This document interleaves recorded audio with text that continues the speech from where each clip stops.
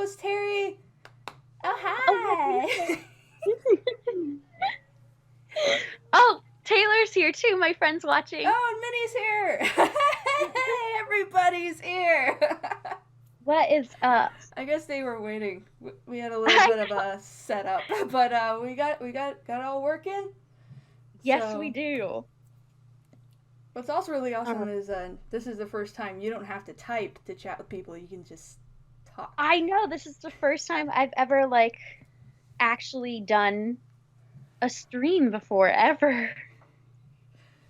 Oh my gosh, this is crazy. I'm excited. Well, welcome to the streaming community, Rue. Wait, Rue, Thank are you you for live as well? She is on Skype right now, so she's live via my channel. Yeah, because I don't know how to set anything up. It'll probably be a while before I go live on my channel. Oh, okay. I thought you were Let's on Twitch too. She is. We just haven't completed the setup. I will help her with that, and so eventually we will have this on both of our channels. Yes, for That's sure. the ultimate goal. For But for now, I already have mine set up, so we're at least able to get a start going. Sorry, my phone had I have it on her. I just started talking on the phone. Okay, we're good. That was Sorry. awesome.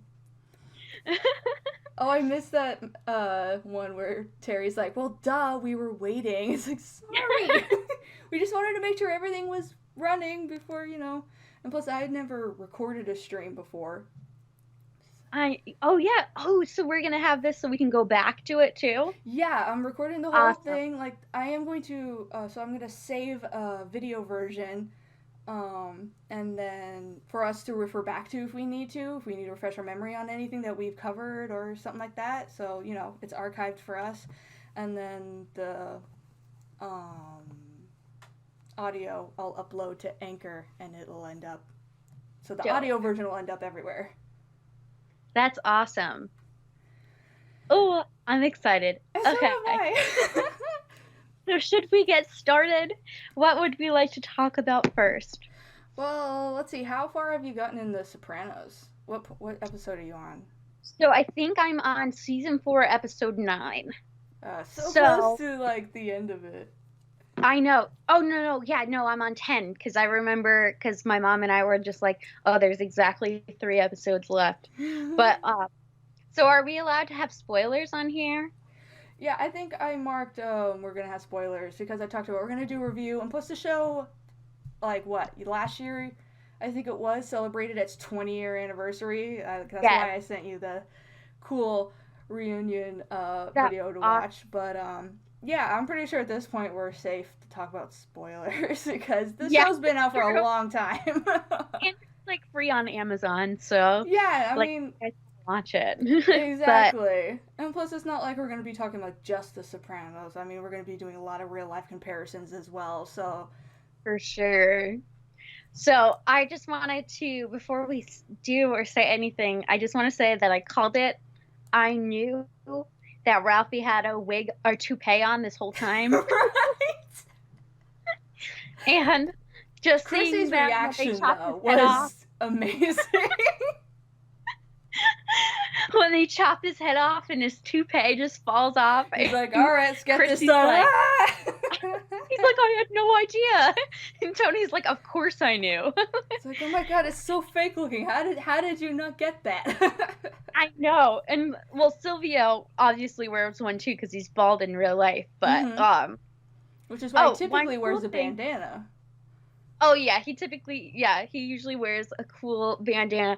I think the only two that aren't Italian are Jamie Lynn Sigler, she's Jewish, and then I forget which the other one was. I have it written down somewhere. But I think it's so crazy how many I can, how real quick, everyone what are you much trying to is do, Italian. Terry? Oh, you're trying to reset the title to say spoilers, so anybody who hasn't seen The Sopranos. Oh, there you go.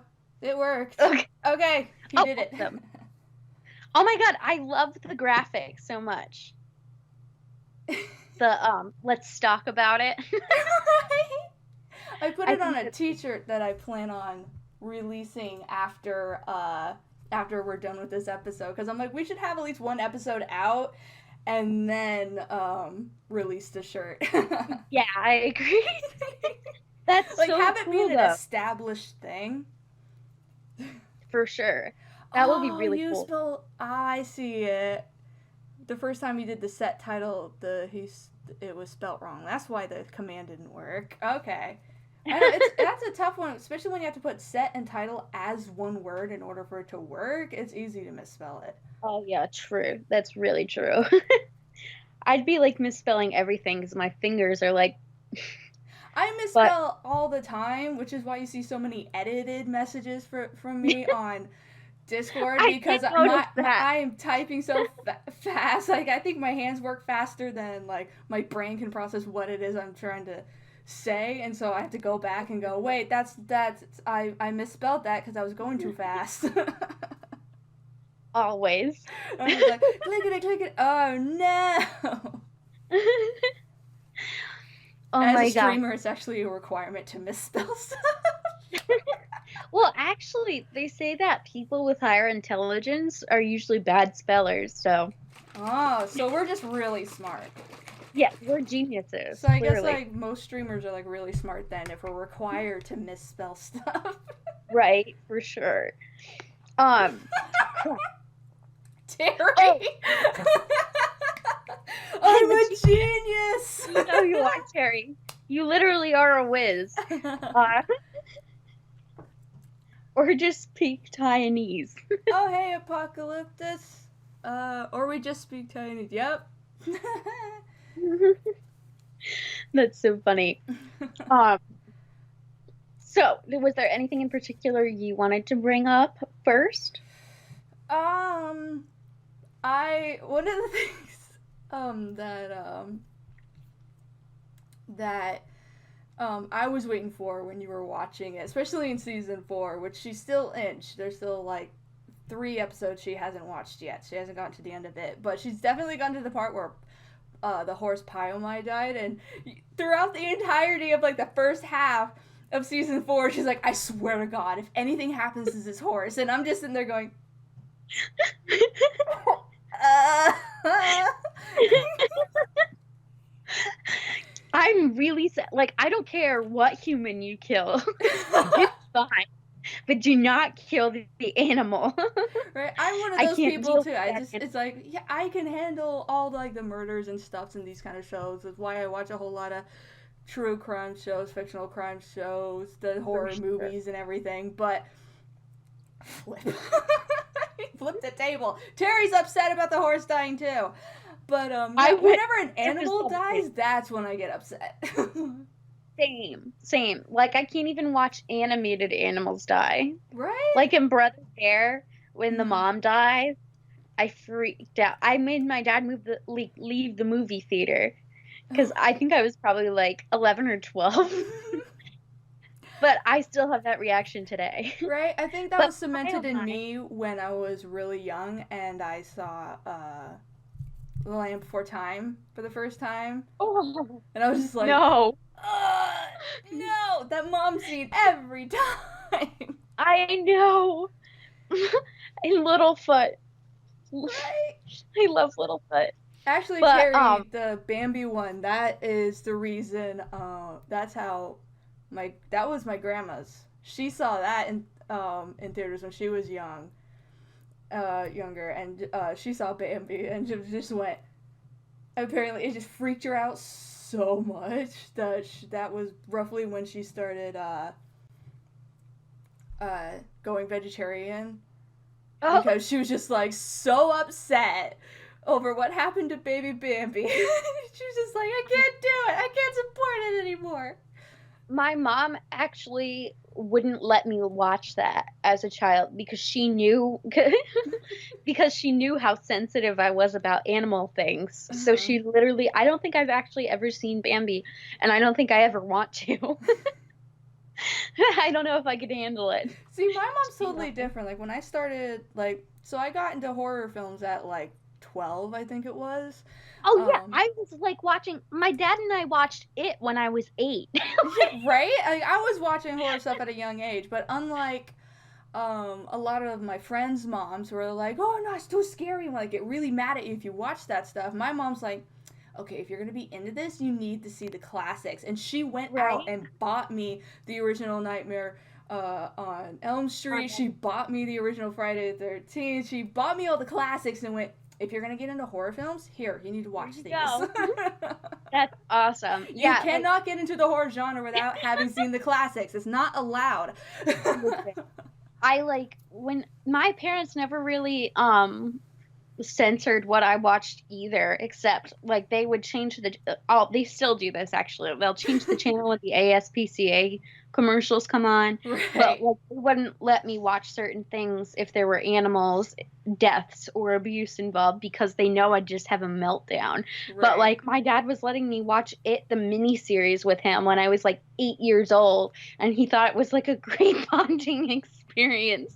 And it was, because to this day I love Stephen King and I love all the, I love just horror in general. Yeah. So did my mom growing up, which is why when I got into it, she also gave me her from her like teen 20s years. She had accumulated all the Stephen King books and just gave them to me. It's like, all right, your That's turn. Here you so, go. that's so cool. Yeah, my dad, he like used to have all of them. And then before I started reading Stephen King, I think this was like probably like my freshman year in high school, he had like donated all of them. And it was so mad because I had just gotten into it. But that's so cool that your mom kept them all for you. Yeah, and speaking of that, how I got into watching The Sopranos was actually around that same time. Oh, Because when really? I was 13, my grandpa died, my great grandpa, and so I spent a lot of time with my great grandmother at her house. And one of the shows we watched together was The With the Sopranos. Sopranos. When I was That's hanging out with awesome. her, she loved it too. That's she, so awesome. it was so funny watching her watch it because she's like, "Oh, I love Italian guys. I love it," because she's like half Italian. So she's just like, "Oh my god, Italians are amazing, and I love that there's a show that's like full of like Italians. I don't even care that they're all criminals. They're all Italian. I love it." I actually love that they're criminals.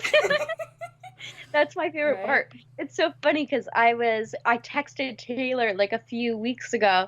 I was like, "Oh my God, you have to watch The Sopranos. It's so good." And she goes, "My grandma loves that show." And I was just like, "Yes, you're I love what Terry did his emote that does this. The game Italian. just reading those now." We cultured the girls on Rocky Horror and Grease and even Space Jam. Yes, Nice. Love I those. love Rocky Horror and Grease. I was actually listening to the Grease soundtrack last night. Were you? I love Grease. Oh, like John Travolta, I love that he reprised that like his musical talent in Hairspray. But because he played the mother, which was so funny. But crap, we gotta get back to the Sopranos. I was talking about Sopranos. But yeah. Oh, so one thing about Pie Mai's death, I really appreciated that I didn't have to watch it. Right, And it just happened off screen, and then you're just like, oh no. You just yeah, gotta go through it with Tony. I was really nervous that they were gonna like chop her head off and put it in someone's bed, but they didn't. Because you know how the mob does that sometimes. That's actually a scene from the Godfather. Yes, yes, yes. So I was One of afraid my that favorite scenes, by the way. I don't care if it's like cliche or anything at this point. It's a fantastic scene. I still have to watch it for sure. My gosh, yes. Actually, so yeah, because I got into The Sopranos like shortly before high school, I've rewatched it. I don't even know how many times at this point, which is why when you got into it, I'm like, Yeah. yes, yes. I was telling my mom how many times you watched it, and she was just like, "Oh my God, I'm probably gonna do that too." I watched Because it so many times that I knew every detail about every character and still do, and it's what actually got me into like when I went to college. Is why I studied law and criminal justice. I had Mhm. every intention of going into the FBI. That's awesome. Like I always wanted to do law enforcement, but I always was like, I'm 4'11", who's gonna take me seriously as a cop? And I look 16. Like, imagine if I pulled someone over, like, they'd just laugh in my face. And, like, It's you about have as to be in, intimidating like, as getting pulled over by a cop on a bicycle. I can't even ride a bike. I don't know how to ride a bike. So you're even less intimidating than that. Not without training wheels. Like, that's my goal this summer is to learn how to ride a So bike. you'd be the cop on a tricycle. Yes, I need a trike. That would be awesome. Sir, I'm With gonna a need big you to old pull basket in the over. back. Oh, look at this girl playing cops. It's a Terry Ronan chat. I love it. Yep, that's pretty much it. I have a cousin who's actually in the CIA. Mm-hmm. I'm not really sure what he does for the CIA, but I remember like when it's actually my 5th grade class picture. I'm wearing this shirt and it says CIA on the front, and the A is a pair of sunglasses. But so like my aunt and uncle had gone down there for this like CIA convention, and they had all this cool stuff, and they brought me back all this like amateur spy kit stuff. It was really cool. I have no idea what he does, but Mm-hmm. he was never in law enforcement before he went into the CIA, but I'm pretty sure there's a requirement for the FBI. Is it? It's that or you are a lawyer. Oh, right. Okay. So, something law related. Yeah. Exactly. Like CIA is basically a whole lot of specialists in certain Yeah. fields, which is probably why you don't have to be in law enforcement, because they're like they need you for a whole even a bigger slew of things than even the FBI does. So. Yes. Yes. Okay, Terry. See you in a few. Hi, Terry. He said he'd be right back, so he's gonna lurk a bit. Oh yeah, that's a feature I don't know if you know. Like you can lurk, like you can like you can lurk in a stream, so like the view still counts, but you know, you don't necessarily have to watch. Awesome. Yeah. That's great. So why didn't you end up going into like law enforcement or whatever? Health reasons. I couldn't exactly like do the required stuffs because there's like a physical, aspect to it as well, and there's like this whole like thing you need to go through, and some of the stuff I just couldn't do. Yeah, I wouldn't be able to pass the physical exam. Like all the runnings and stuffs I could probably do, but there were certain like lifting stuff, climbing stuff that I couldn't do at the time due to health restrictions, and so it was just like, oh well, I guess that's off the table. Let's see what else can I do, and that's when I started pursuing photography instead. But never gave up on my fascination with crime and the justice system and studying criminals and their behavior and everything. So I never stopped. For sure. And it's almost more fun that you can do it on your own because you can literally well, the only thing that's not cool is that we can't read like actual active case files, But that would be awesome. Right. But yeah. What I was going to tell you something, but I can't remember exactly what it was. It was about Ralphie. Oh, I read somewhere that after obviously Tony killed Ralphie, he was like looking in the mirror or whatever, and you could see I think her name was Tracy, the girl who Ralphie like beat to death. I guess, and I didn't notice it while watching, but I had looked up, I was reading up on it, and it said that you could briefly see her in the mirror. Well, yeah, I don't know if it's in the background. I've never seen, but one of the mirrors he looks in is like a whole collage of the girls who work there or have gone off and like into other careers, because one of the things Silvio is known to do is help them if they're trying to get into other elements of the entertainment industry. And so whenever the girls go, there's like this place where they have all the pictures of the girls that used to be there.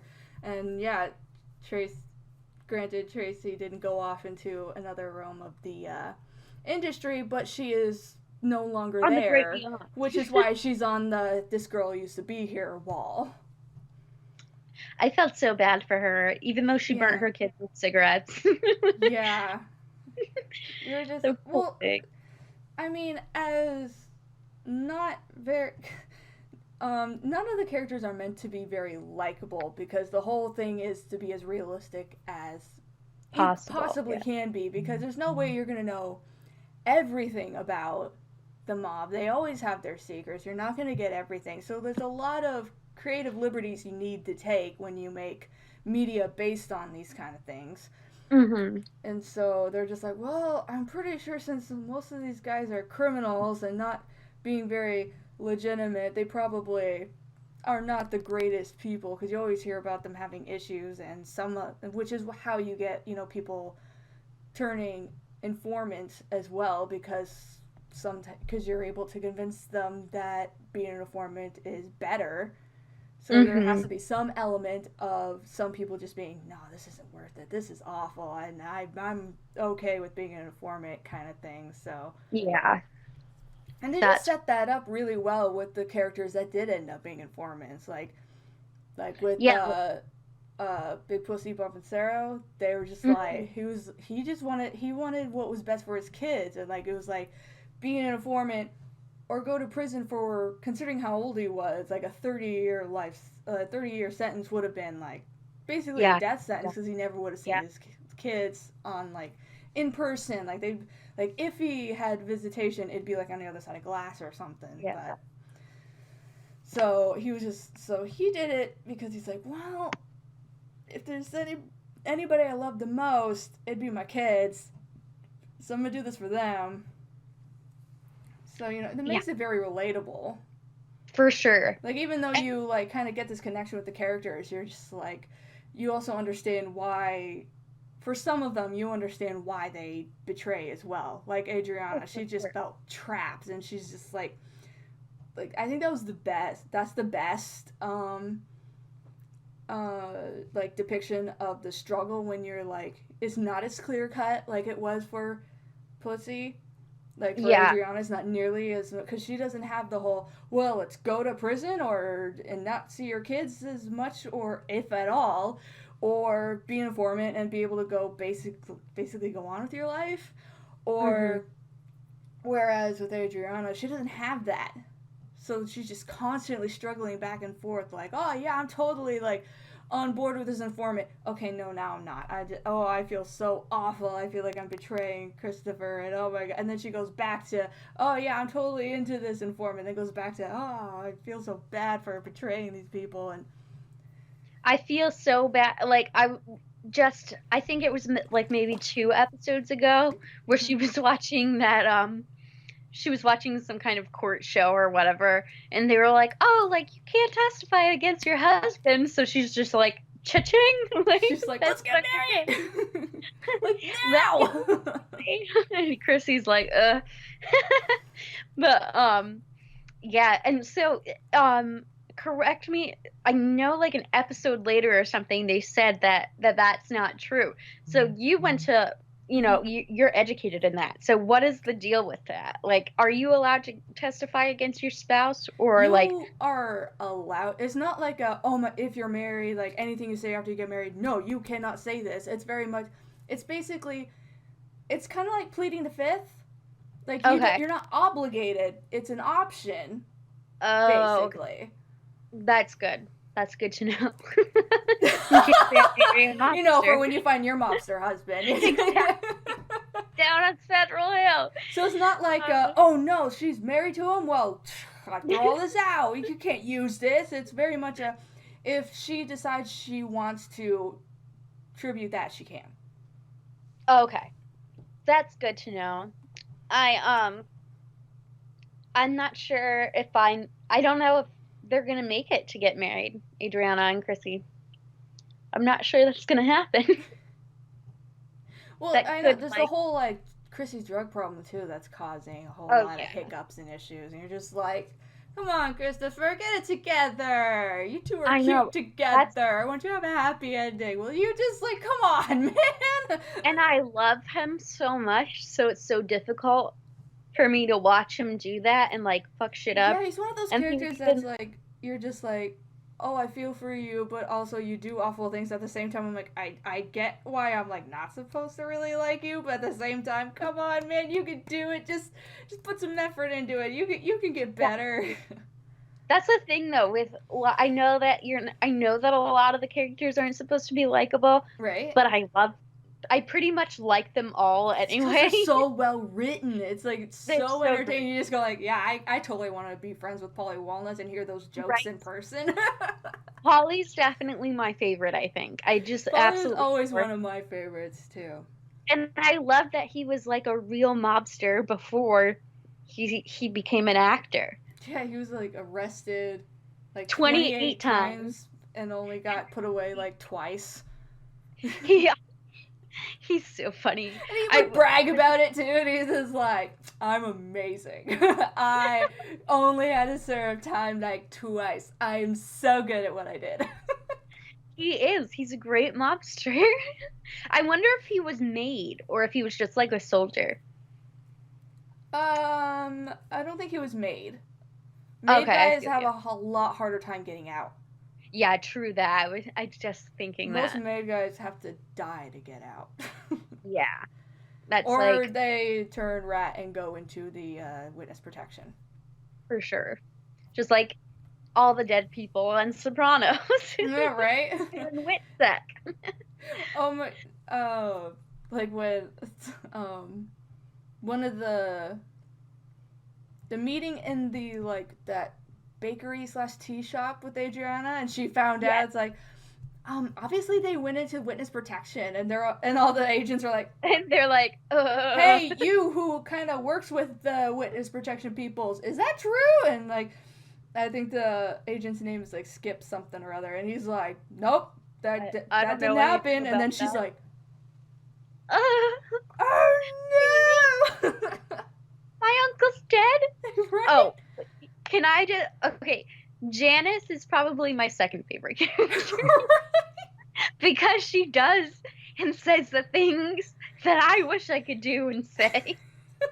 Right? She cracks me up. Okay, I loved it. Um, I'm having a mind blank here. What's Richie Jr. I mean, what's Richie Senior's brother's name? Richie. Oh, the Jackie. April. Jackie. Jackie Um, April. oh, sorry, I'm thinking. I said that backwards. I was like, it was Richie. I'm talking. I love when she killed Richie Well, Richie because is a Richie Senior too. His son is also named Richie. So both of yes, the brothers named their sons after themselves. yes, I couldn't. So I you're meant not wrong. right You because just I don't couldn't. see I was Richie like, Jr. he's brother. nearly as often as you saw Jackie Jr. Yeah, for sure.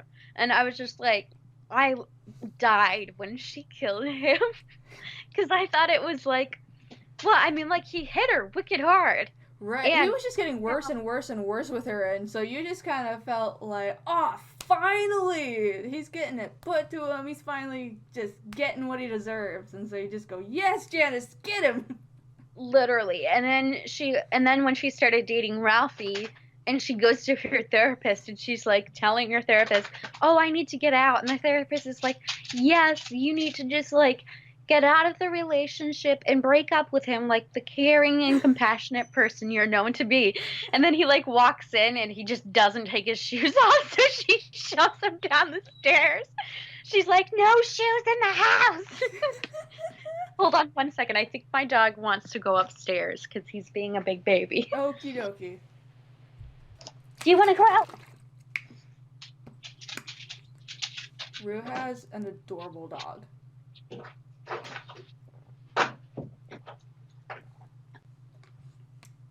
Oh, thank God. Now I have my chair back and I can actually move my legs.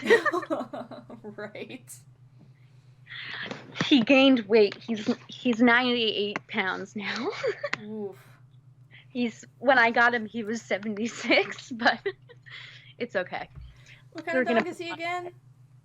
He's a Rottweiler Coonhound mix. I knew Rottweiler was one of it. I couldn't remember the other. Yeah, he's like, it's so funny because he's definitely like, he's got half the traits of both. It's so great. He's he is aggressive, like with strangers and stuff. So Mm-hmm. that's totally Rottweiler. But his nose is always on the ground. Like he loves smelling. He actually cut his nose, like digging hole. He digs holes with his hands and then he fills them up with his nose. Mm-hmm. He's got this big cut on his nose now. But My dog has a cut under his eye because of his collie side, so he just goes bolting after stuff. oh And yeah, yeah, so, yeah. and we have a bunch of like small trees and bushes that have like thicker branches, and so he'll just go bolting through them, and he Yeah. like cut right under his eye, and we're just like, really, dude? Just Because like no regard. right, well, because his other half is a black lab, Oh, I so love he doesn't really think things through all the time either. He just kind of does. just kind of derpy. Exactly. He's a high energy derpy dog. I love that. I had a lab for 15 years, buddy. So I'm a huge lab fan. I grew up around labs too. Like I myself didn't never. This is actually my first dog, so I myself had never had a dog until Gibson. Oh, Yeah, we only ever had that's cats. awesome. I had like How old is Gibson? Gibson is 3 now. Oh, Wow. so he's still very much a puppy, kind of. Kinda, yeah. He hasn't grown out Yeah. of his. He hasn't entirely grown out of the puppy stuff because he hasn't gotten old enough to be like, I'm too old for this kind of doggo Right. stage yet. Labs stay puppies for a really long time. Like my dog Buddy, when he was alive, like he probably stayed a puppy until around 12. Yeah, I mean, like he had constant energy, jumping all over the place, you know. And then when he hit 12, he kind of finally like chilled out. Yeah, But the collies are super high energy too, so. yeah, which is why, and plus we never know like which aspects of which dog he's going to ultimately have, and so it's Hmm. always like, is he going to do this thing like a lab collie? Is this going to be more like a lab or more like a collie? Like what the heck is he doing? Oh, I love dogs. Oh, I I'm love dogs Tony too. doesn't have a dog on The Sopranos because he No, loves animals. he does, but I think it's also like just that lifestyle. Most criminals don't like, especially when they're lifelong, they've committed murders and stuff, don't typically have pets. Yeah. Oh, and I actually remember AJ saying that he had a guard dog, but it got hit by a car. So, Yeah, but that's because when he, he was like bragging to his friends. You don't know if it was like if that was even oh yeah, real. true, true, true that. He probably like accidentally said yes, and then was like, "Crap, these people might come over and see that I don't have one." He's like, yeah, because he was just like, I mean, we used to have all this stuff, but we don't anymore. So I'm still cool, guys, but that's why it's not there. Hit by the car. uh, But what was I gonna say? It was about Meadow. Oh, so she's working at that she's interning at that law place for mhm, like social injustice. mhm. Like I wonder like what Tony thinks about that or if he knows because Oh, he's he kind of a knows. racist. He just doesn't bring it up a whole lot. Not it's only brought up whenever she comes home with like a Yeah. story. Yeah, I feel like she hasn't been home very much in season 4. Like I Yeah. haven't seen a ton of her. Yeah, I I think just season like 4 is when she's more focused on like school and work and getting yeah, herself established and whatnot. for sure. I mean, when she, as time goes on, obviously, when you have to when you're like getting further into the series and you need to wrap things up and whatnot, obviously she's gonna come back. But that's just because she shows up on all the posters. So you just know that she's not exactly gone. Just like sometimes she's there a little more, sometimes a little less, because she's at that point where, just how it is. Like that's how it is with my little sister right now. She's in college, and so like so you Yeah. go a long time without seeing her, and then sometimes she's back and you see her for a little bit, and then you go for a long time without seeing her because it's school. Also, Yeah. hi, American 12. Welcome to our episode 1 of our new podcast. Thanks for joining us. I just saw that. I saw it, but I didn't want to interrupt you or like interrupt the thought so we didn't lose no it. problem. So Um, yeah, just so anybody watching knows, like we're keeping an eye on the chat, but like we don't want to like lose our train of thought either. So we want to be able to keep a nice flow as best we can. So when we finish a thought or something like that, we'll definitely acknowledge what you say. for sure. We're not ignoring you, I promise. I wonder if my friend Taylor is still watching. Devin, you would love Taylor. Yeah. You know what Taylor and I are really into? Have you watched The Handmaid's Tale? I've seen a season. And I don't remember if I finished that season. And I don't know if it's one of those shows that picks up later because I was just like, I mean, yeah, some stuff has happened, but like I couldn't get a grip enough on like this universe that this world exists in to kind of like, oh, I get it and I want to see more what happens and blah. It was just very much, there's a whole lot of, wait, what? Yeah. Like too many wait, what moments for me to be like, oh, I need to keep watching. It was like, I don't get it. What's happening? I think you would really like it if you like tried it one more time and like ended up watching it through, because I mean, everyone who I've like tried to make watch it, they're like, I don't want to watch that. Like, it's so depressing. And then I have no issue with that, how depressing it is or anything. I just like, there's too many things that I don't know, they're like waiting too long to explain. So I'm like, I can't get invested or engaged. I'm just like, can you like give me something to like grasp onto so I can go, I care about this. Let's give me more. You can't hold back too much. So do you get more of that? Do you get more answers later? Do I need to like keep watching? Okay. You get so much, and you really get to know the characters really, really well. Like, it's I feel like Sopranos where you get payoff in like 3 episodes. Yeah, definitely not. It's not like you definitely have to watch it and like pay attention to it for a while before, but like once it gets good, it like so good. But what's it called? But so my mom and I started watching The Sopranos because of Edie Falco from Nurse Jackie, and I was just talking about how you feel like you know the characters, and that's something that they did really, really well in The Sopranos, and something that they did so. Have you seen Nurse Jackie? It's on my to get around to watching. It's on that so list. Good. I have so many shows and stuff on that list. It's hard to like get through, and people are like, "Have you gotten to it yet?" I'm like, "Do you know how long this list is? Give me a chance. Come on." At least we have time to catch up in it now. Yeah, I've been catching up on so much.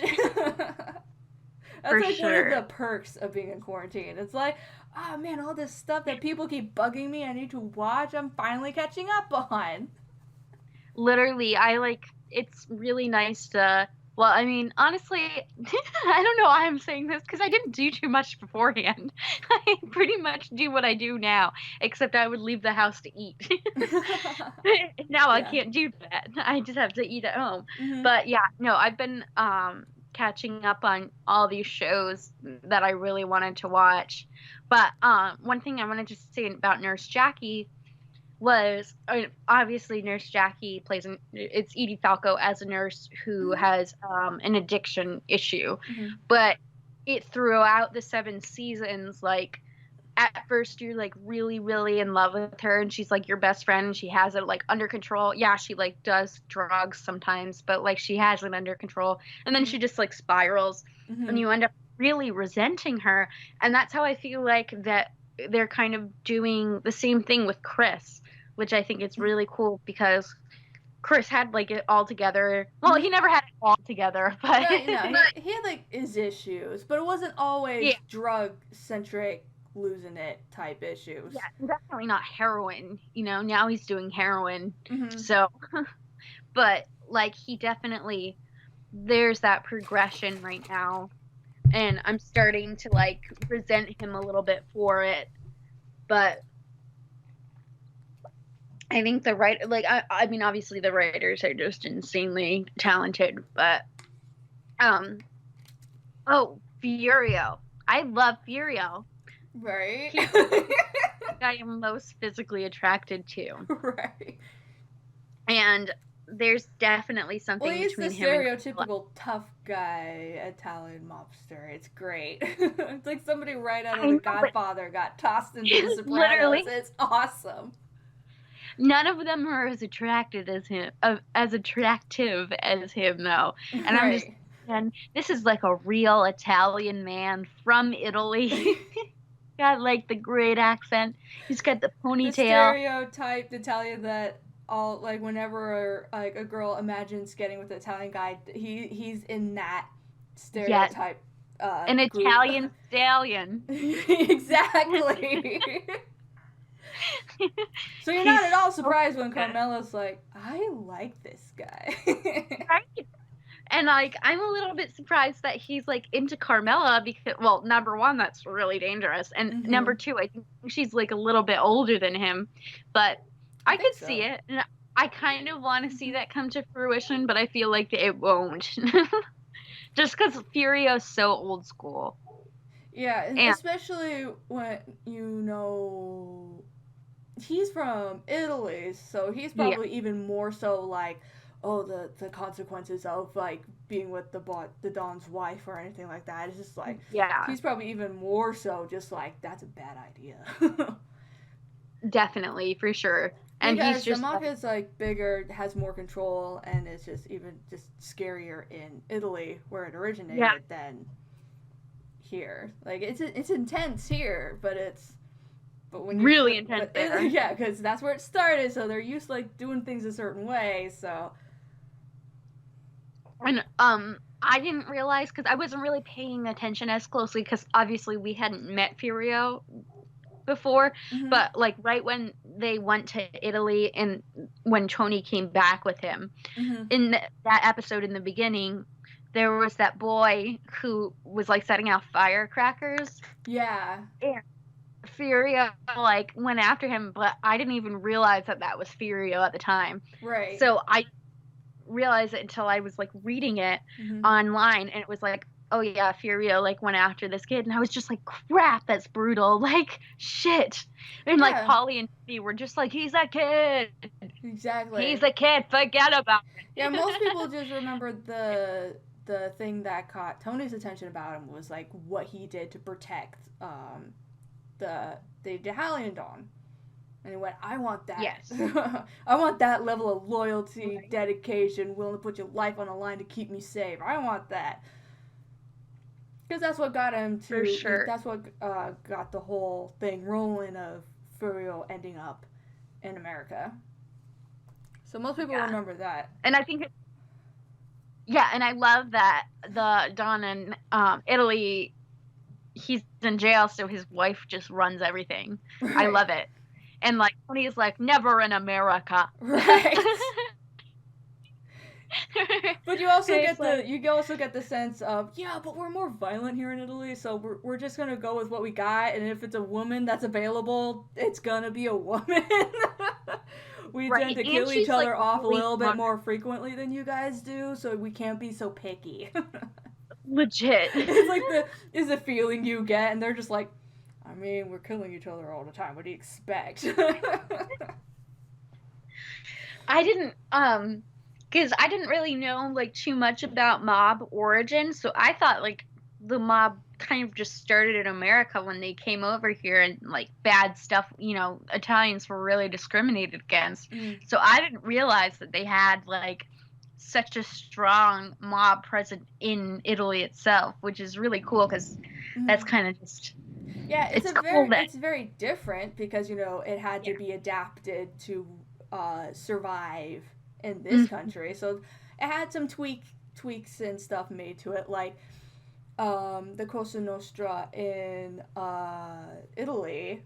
They have a what's it called? A capo de coupe de cape is I think is how it's pronounced, and it's the boss of bosses. So all the bosses of the families Oh yeah. answer to one boss. Whereas Lucky Luciano, when after killing off uh, Mazzaria and the other guy. Basically, when he rose up, he went, "There's no more boss of bosses. We're doing it differently in America. We're gonna run our business like a business," and then which is how he established the commission. So it's a board of directors made up of the five bosses of New York, and they work together like kind of like an underworld court to Yeah. make their rulings. And so like, this is America, it's all business oriented, we're going to do our own version of the American, dream, business wise. So we're just going to, which is why it's typically referred to as like, this is the family business, as opposed to like just our thing, this way of life like it's referred to in Italy. Yeah. That's like, it's kind of cool. Well, I also feel like it's easier for them to have one boss in Italy because it's Mm-hmm. such a small country, you know? Yeah. And in America, it's like really big. Even New York, I mean, I know New York itself, like Manhattan, Mm-hmm. New York City is very small, but there's just so many people there Mm-hmm. that, It's much easier to have like that tiered system, and then you have like a group of people that are able to talk out because they're representing their area, their family from this one specific area of Mhm. New York, which is why they're able to talk it out and be like, yeah, well, over here it's like this, and over here it's like that, and so they're able to talk out certain situations Yeah. as And opposed it's to probably one guy just assuming he knows how all of Italy works. and they probably just profit like insanely, whereas like the wealth probably isn't as evenly distributed. Well, initially that's what it was when You know, Mazzaria the was in cap. charge. It was a whole lot. He expected uh, kick ups to him, like because he thought he was so Yeah, important. He got this whole thing going, and everybody has to pay tribute to him, and um, that's what Lucky Luciano didn't want. He was just like, no, we yeah, need to be more run like a business, which is so like he organized it so that there'd be less killing in the streets. People wouldn't be kicking up to a single boss. It would just be you kick up to who you answer to, and they kick up. And it kind of goes like a chain. Basically, reorganize yeah, it so it was more fit to like this new American version of Italians compared to the yeah. originals. And that it's probably, yeah, I think it worked out better. I Mm-hmm. mean, I know that they're still going strong in Italy and everything, but Mm-hmm. I just like wish the mob was like this sounds so like stupid. I wish the mob was like still in charge. But like if you think about it, like there was like less like um people on people crime in the streets when the mob ran things. You know what I mean? It was like Unless it was the if mob there was, themselves. yes, if it was, Just if whenever there like was a five, war would break out between families, then you have oh, a whole lot more of it. but like It just usually happened that, in waves instead of all the time. yes, but usually that violence also stayed within the mob, Mm-hmm. not as many innocents were being killed. Yeah, because nowadays you Whereas, have a lot of like it's very much back to what it was pre-organized crime. It's like yeah, before Mazzaria set up the whole thing, you just had a whole lot of mini gangs that were yeah, constantly going at each other. It's kind of like that, except it's not the Italians anymore. It's other various recently migrated here groups that are doing it now because I don't know, it comes in waves. yeah, There's always somebody going to be doing it. and like the mob also has like an honor code, you know what I mean? Like they're not gonna just kill like random people. I mean, I know like sometimes that does happen, but like Yeah, it doesn't because you happen can't. in big Yeah, because waves. some guys are loose cannons, but like Yeah, the Italian mob like has worked its way up and graduated over the century to where it is now, very organized. They don't just go off and crazy. yeah, for sure. They've had a And like century to you do like that.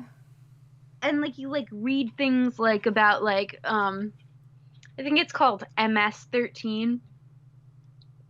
It's a gang from South America, and like Staten Island's having a really, really bad time with them. But like, I mean, they're just going around macheting people in the street. Like the mob would Yeah, never like. it's almost back to what the mob was before it was the mob, when there was a bunch of tiny gangs. Nobody's answering to Yeah. anybody. They just have their own little like basically friend group of like, I Mhm. know this guy, I trust this guy, but that guy in the next neighborhood, I don't trust. I don't know him. I don't trust him. We're gonna fight him. This is Yeah. basically just all hell breaking loose because they were at that point at the Yeah. beginning until this one guy rose up as like the kingpin and just organized everything and went, nah, no, we're not gonna be savages compared to our Italian counterparts. And Yeah. then And 20 you think years after that, Lucky Luciano came and just perfected it basically. And then somebody else came along and made it even better, and they just got more and more organized, and to the point where nobody really thinks about the mob today, even though it's right? still there. But But they were like geniuses to like, be able to create that. Like, mm-hmm. isn't it? I always think that there are so many different like criminals who are just so ingenious. You know what I mean? And if they Well, had that's how you only get the ones that get how away good. too. I'm sorry. That's how you get the ones that get away too. Oh yeah, true. Like I mean, even Whitey Bulger, the Irish mob, he was Mm-hmm. gone forever. I Yeah. actually Now he's there in his was 80s. It was like in his 80s or something that he got like arrested. yeah, and he had been living the good life too. And I actually have you ever heard of the Moth? It's a storytelling it's a podcast, but it's also you can go see the live shows. Like people just tell random stories like about their lives. Hmm.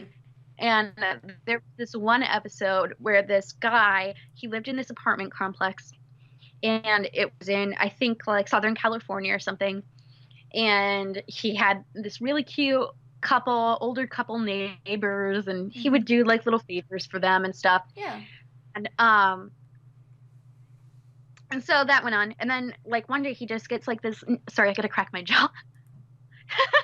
So one day he just gets like this knock on his door, and he like leaves, and it's the FBI. And they're like, "Yo,"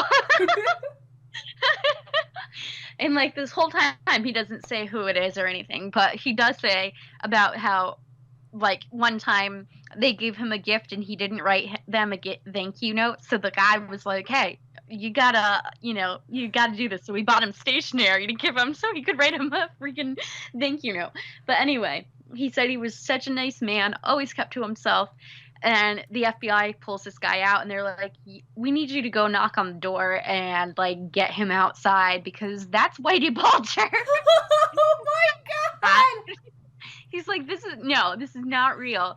And It's like, so okay, am I on punked or something? What's going on? so eventually he does, and he gets Whitey out, and Whitey's just like, don't worry about it, like blah blah blah.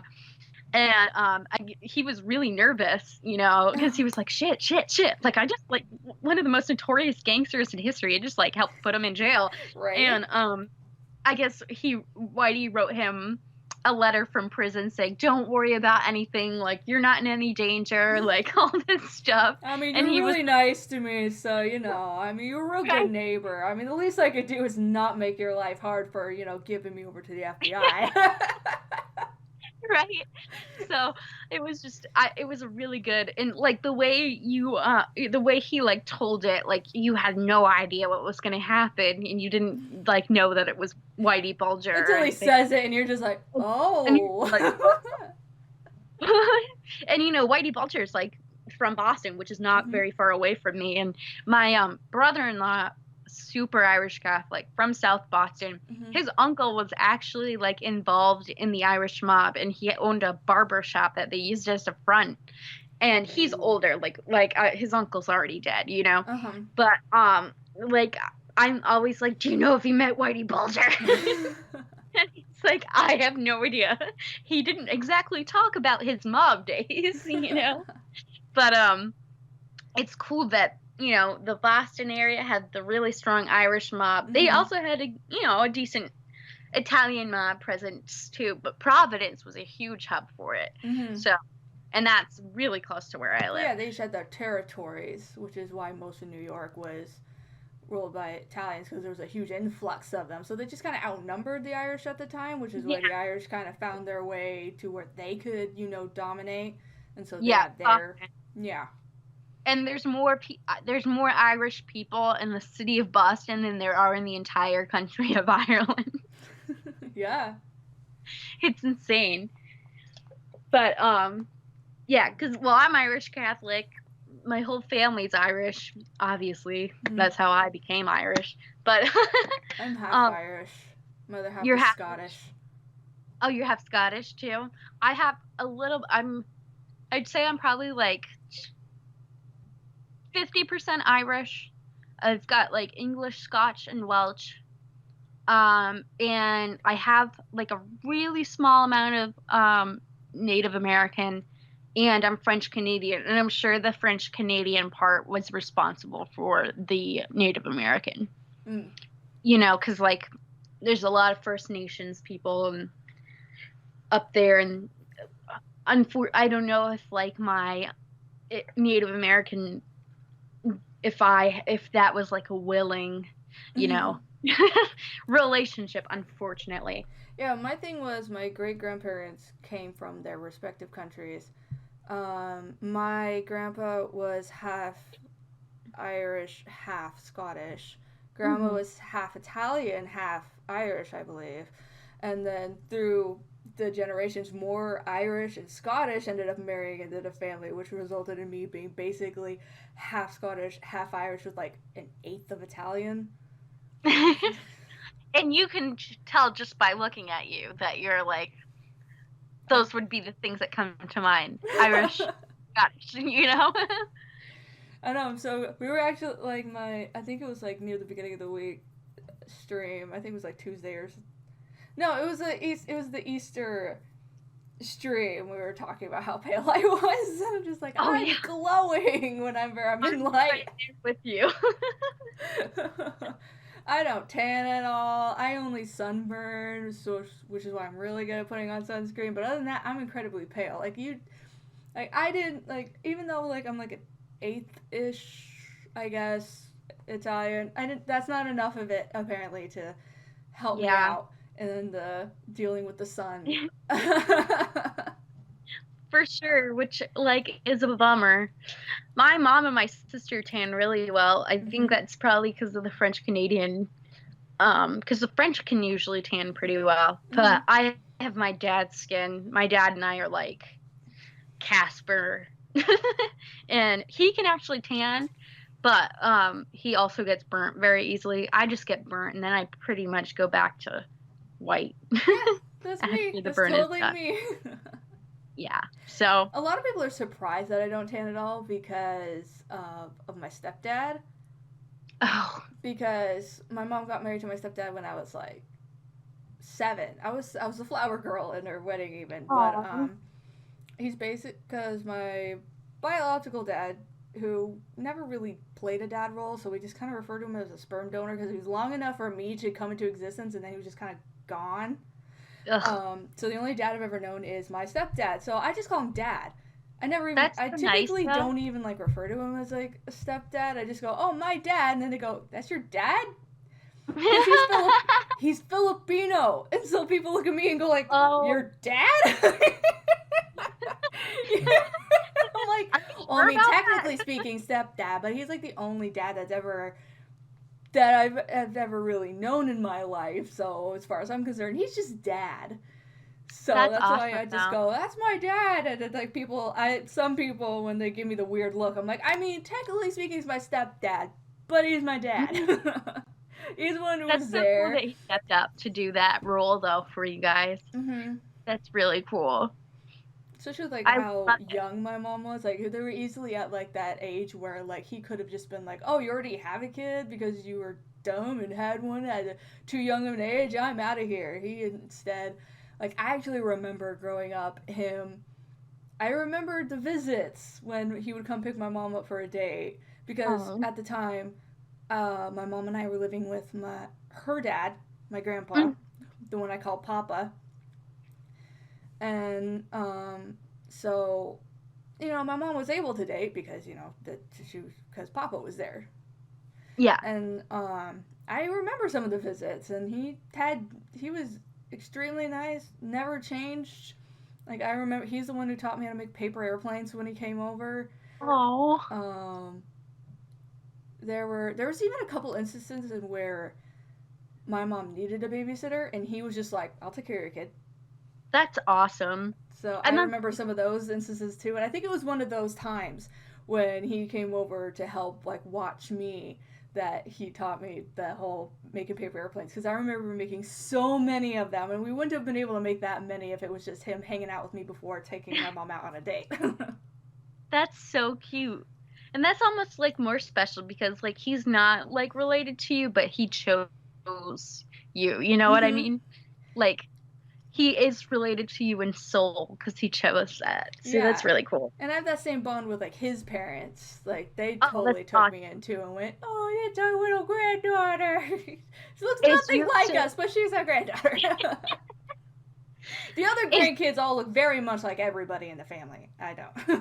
I'm the okay. one who stands So out. so you have a younger sister, right? It's actually we're one of those families where the kids were all raised together, so we refer to each other as siblings when we're actually cousins. So it's actually my Oh, mom's sister's kids that I keep referring to as my siblings, but we were raised together because my mom oh, worked, okay. and so I would always be dumped at my aunt's house, and so she just kind of raised us all together.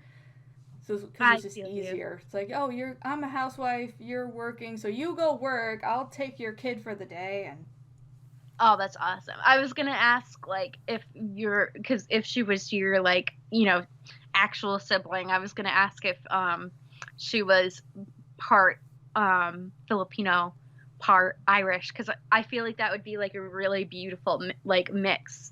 yeah, You no, know what my I mean? mom never wanted another kid, so I feel you. which is Yeah. why, like, since I was raised with my two cousins anyway, we just refer to each other Yeah. as siblings because we basically grew up as siblings. We just didn't have evenings together. Like, I went That's home, had dinner with my parents, and then went to bed. But then I would start the day early because my mom had to go to work early, and so it was always like 6 a.m. or something. Got dropped off at their house and spent all day with them, and then like my either my dad or my mom would pick me up. So I mean, yeah. So granted, biologically speaking, they're not my siblings, but we were raised as if we oh were for sure. siblings. Like we were all like homeschooled together. Like I didn't go to school until high school, and then we all went to the same. We were all taken to the same piano teacher growing up. We all grew up doing like very similar stuff and just did everything together. That's awesome. So, So it's which is kind how of we like ended up when becoming siblings. right. So it's kind of like when Tony calls Chrissy his nephew when he's really his cousin. Exactly that. But that's awesome. That's really cool.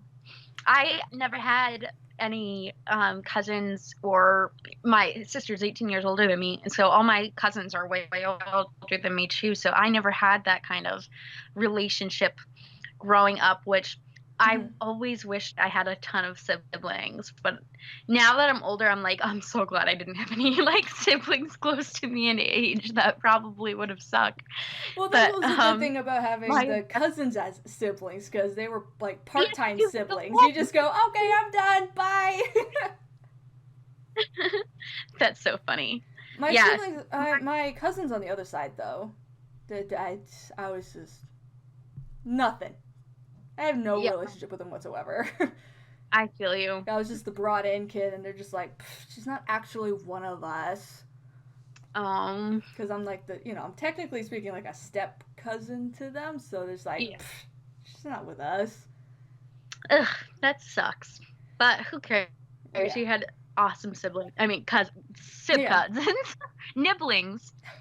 Oh wait, no, that's niece and nephew. That's what people call on Reddit. That's what they call their niece and nephews in the plural, nibblings, which I think is kind of cute.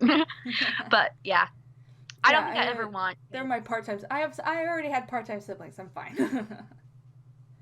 Exactly. That's perfect.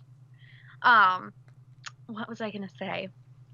So, oh, do you have anything like in specific that you'd like to speak about The Sopranos?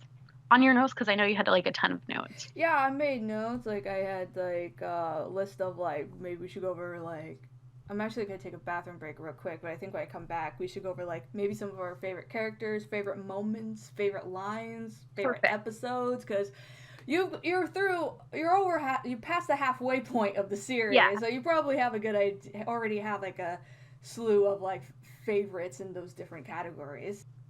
Good thing I didn't like pick my nose or something. Just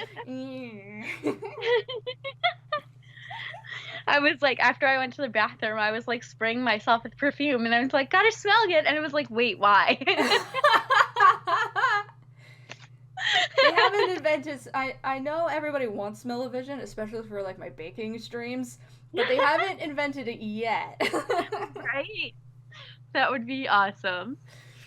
Um, all right. So should we do favorite characters right now? Yeah, because we touched on it a little bit. Yes. Polly and I love Janice. So who are your like top five?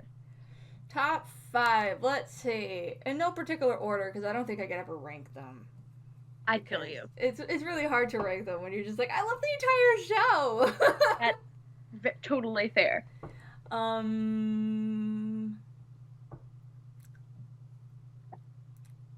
think Silvio is on that list because Yep. it's like a very spot like he's like basically being a stereo like he's like his character like Silvio is trying to be a stereotype while also still being in touch with like uh you took a picture, I guess. Me too.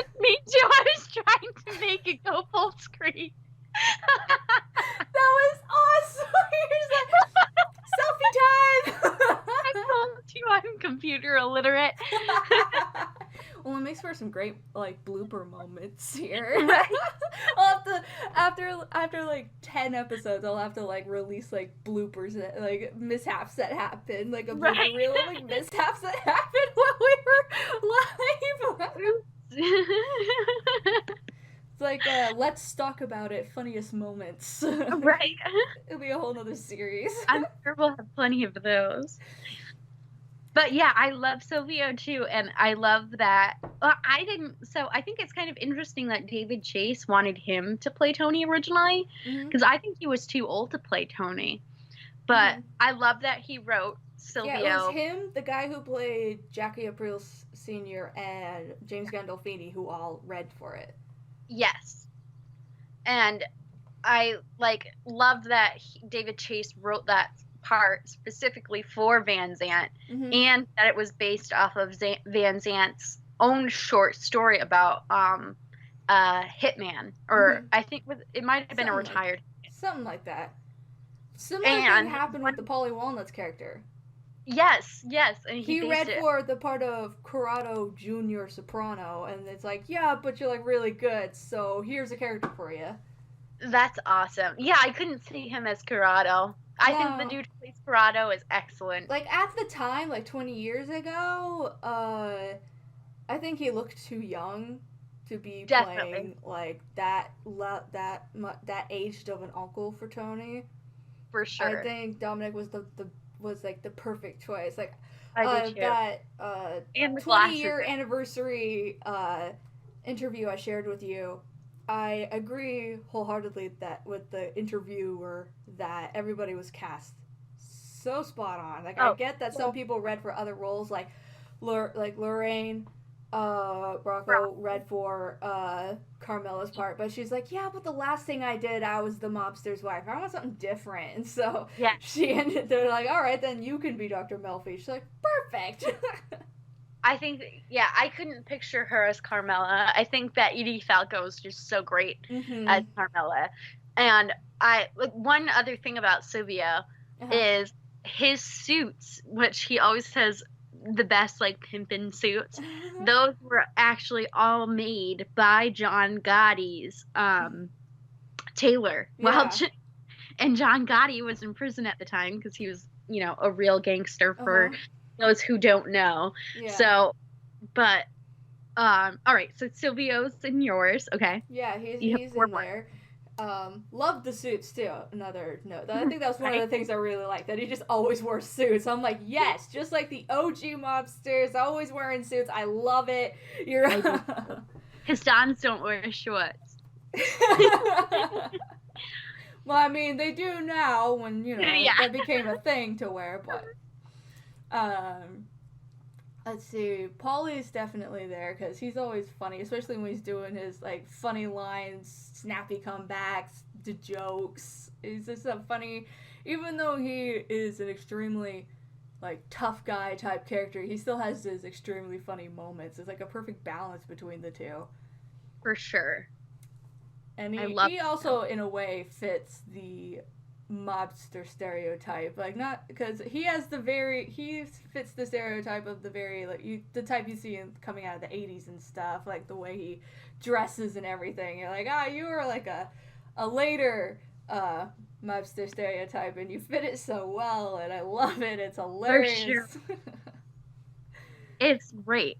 Especially with the whole like that one character detail that they tossed in that they only touch on every now and then throughout the series is Paulie's time, like 4 years I think it was, in the military, but he's so proud of it because he did it, even Yes, though he was discharged on a Section 8.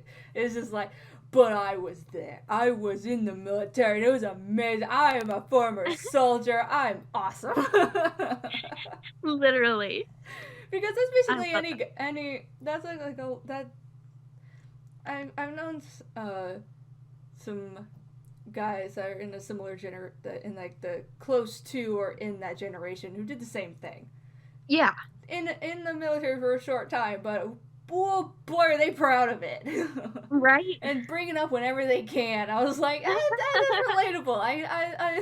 That was a good character detail to toss in there, especially since it's only touched on every now and then. It was like, but still perfect. For sure. Let's see. What was trying to make sure I'm as accurate as possible, but I think Furio's definitely in there, even though he's in there. Oh, for sure. Even though he's not like, I don't know, he wasn't there the entire time, because we go He's a through hot crop. basically a season and a half, 2 seasons before he even shows up. Uh-huh. And But that I do know that he leaves like at the end of season 4. mhm, I don't know what the circumstances are, but I do know that. So, I but he mean, definitely makes an impact, you know? yeah, like I like that they brought in somebody who's from like the old country. He's like set in like their ways, and so you kind of, so it kind of like I like his presence because it kind of adds it gives you a source of comparing the Italian Yeah. way of doing things versus the American Italian ways of doing things, Yeah. and you get to witness it through him. And he's so like it's so cool cuz he's so gentle and loving towards the people who he's close with, especially children, but he's Mm-hmm. like such a fierce, Mm-hmm. scary, soldier, he goes Yeah, he after has that switch, and he just like goes back and forth between the two. literally. He's so sexy. So He really is. all right, next. All right, let's see. That's three. Let's see. Who else would I put in my top 5? Probably Tony. I think Tony Uh, Soprano deserves to be in the top 5 because he oh, carries the show very well. oh my God. And I literally couldn't see anybody else but James Gandolfini playing him. Like, Yeah, I literally agree with nobody David else. Chase that the Sopranos would not be like either the show it is that ended up being or even exist at all if it didn't have James Gandolfini as Tony Soprano. 100%. Um, yeah, I think, and I also like that even though like when I was watching the ex mob boss react to Tony Soprano in the therapy rooms and like that would that wouldn't happen in real life. That guy would be in the trunk of his car with this therapist by the end of the week. That just wouldn't fly.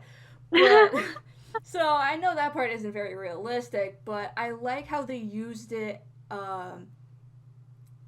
for the purpose of like narrative and exposition I love it because too. it's a Yeah. great way to like as even though it wouldn't happen in real life, it's a great way to get more of that character out there. You get in his head more because it's not one of those shows that has like inner monologue thinking Yeah. type moments, and so how like a great way to get some of his thoughts out is not just with the interactions with other characters, but just have him just spew it in these big long monologues of him ranting about his life to a therapist, because then you get it all out, stuff that you couldn't really like. You want people to know about your character, but you can't really put there. It's Yeah, it stuff would that's be difficult to natural. put into conversation in order to get that information out there. So it was a smart exposition tool, I agree. and it worked out really well. Even with this whole like back and forth. Oh, I'm in therapy. No, I'm not doing therapy anymore. Okay, I'm going back in therapy. And I'm never doing therapy again. It goes back and forth. He's so funny. And I just think the whole concept of a mobster going to a therapist is just so funny. It's so great. Mm-hmm. Like David Chase is literally a genius. He's such a genius. It might have been influenced by, I don't know for sure, because he doesn't.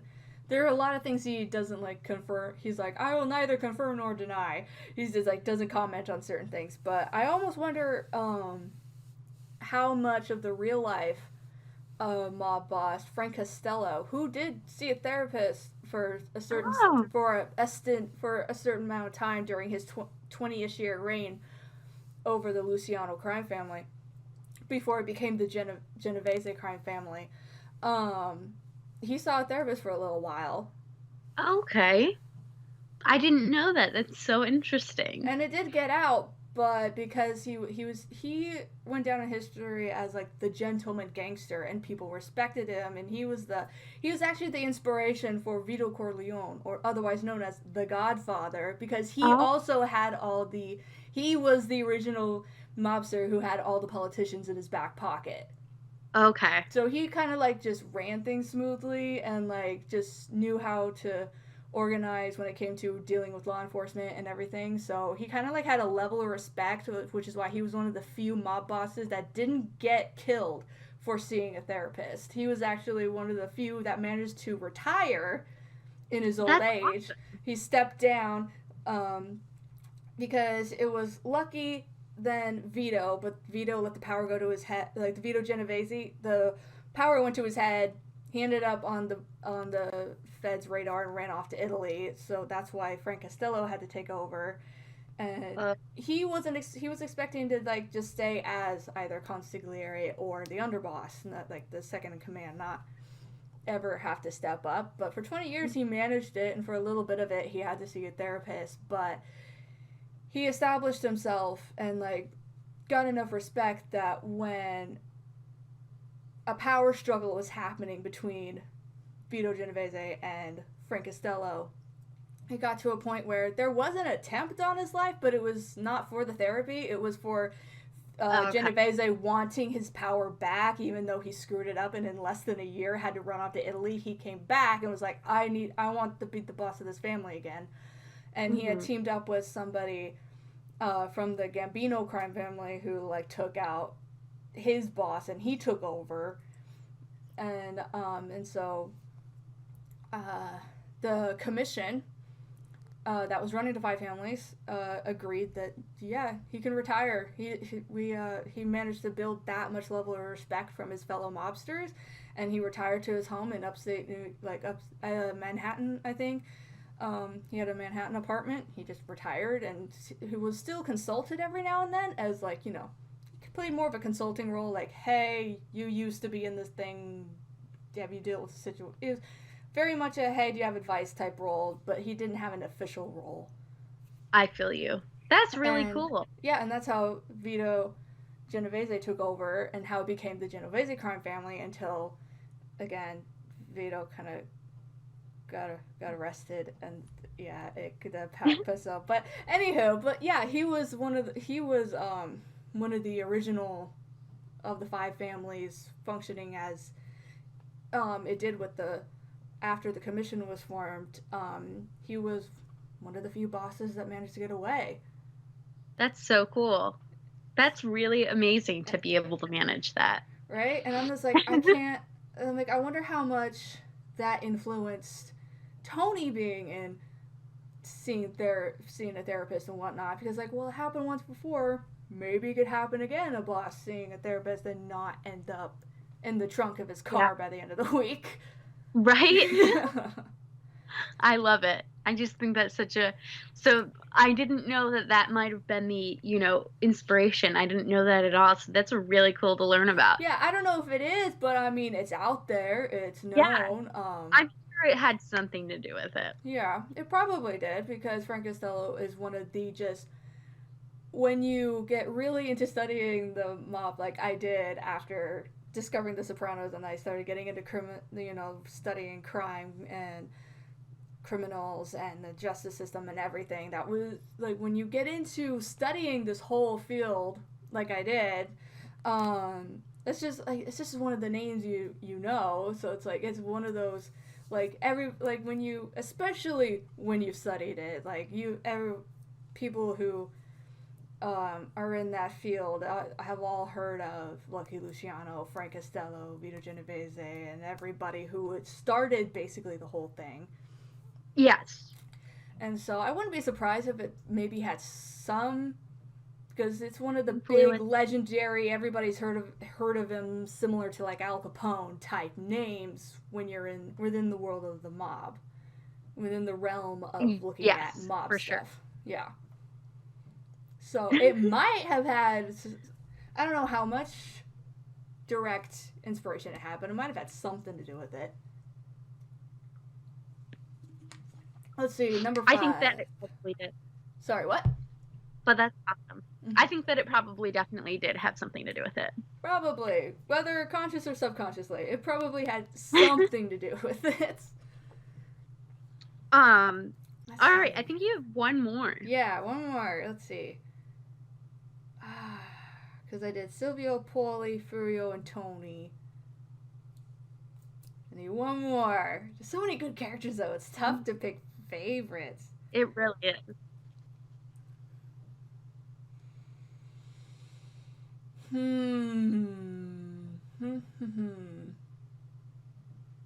Who to pick?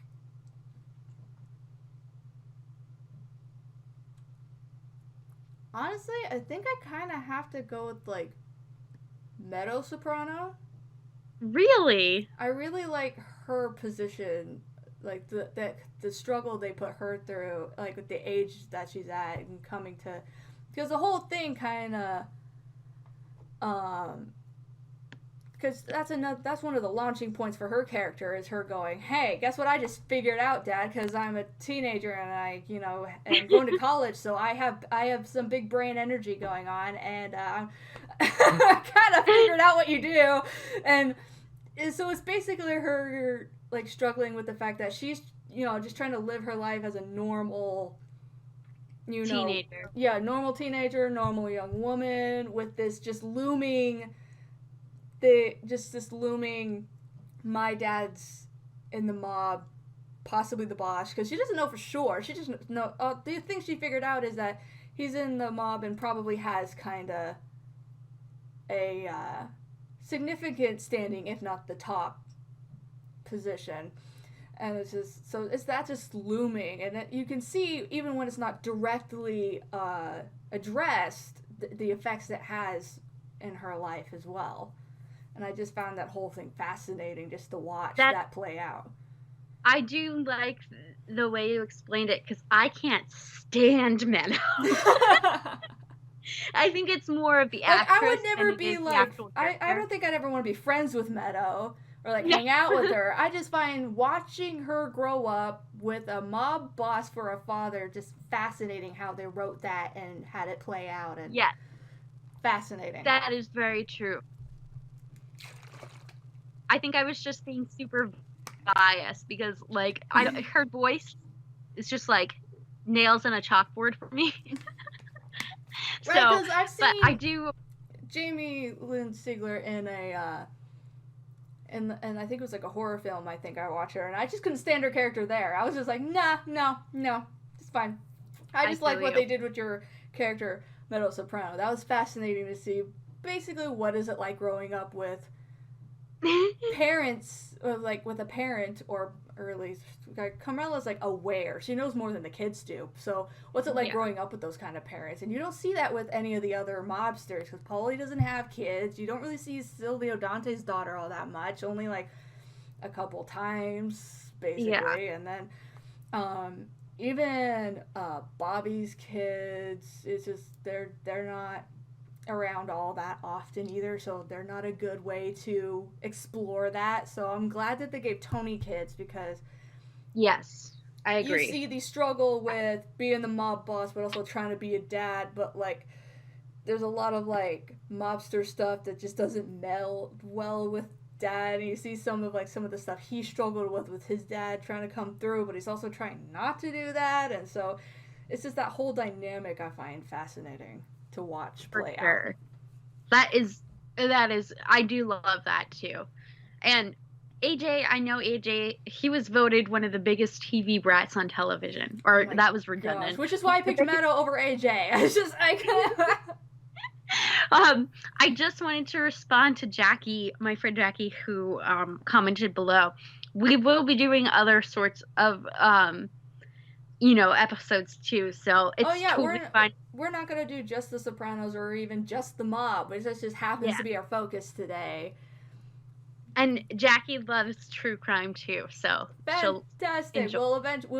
We are over the course of many episodes going to eventually branch into all the different areas and types of crimes and criminals and everything. So For it sure. just happens to have a focus on the mob and the Sopranos today because we might even look at like because I would like to, especially after you see some of the other mob movies and Oh media, yeah, further explore definitely. that, and then also we both are fascinated by other types of criminals. This will be fun to talk through that and how it's affected society, entertainment, all sorts of stuff.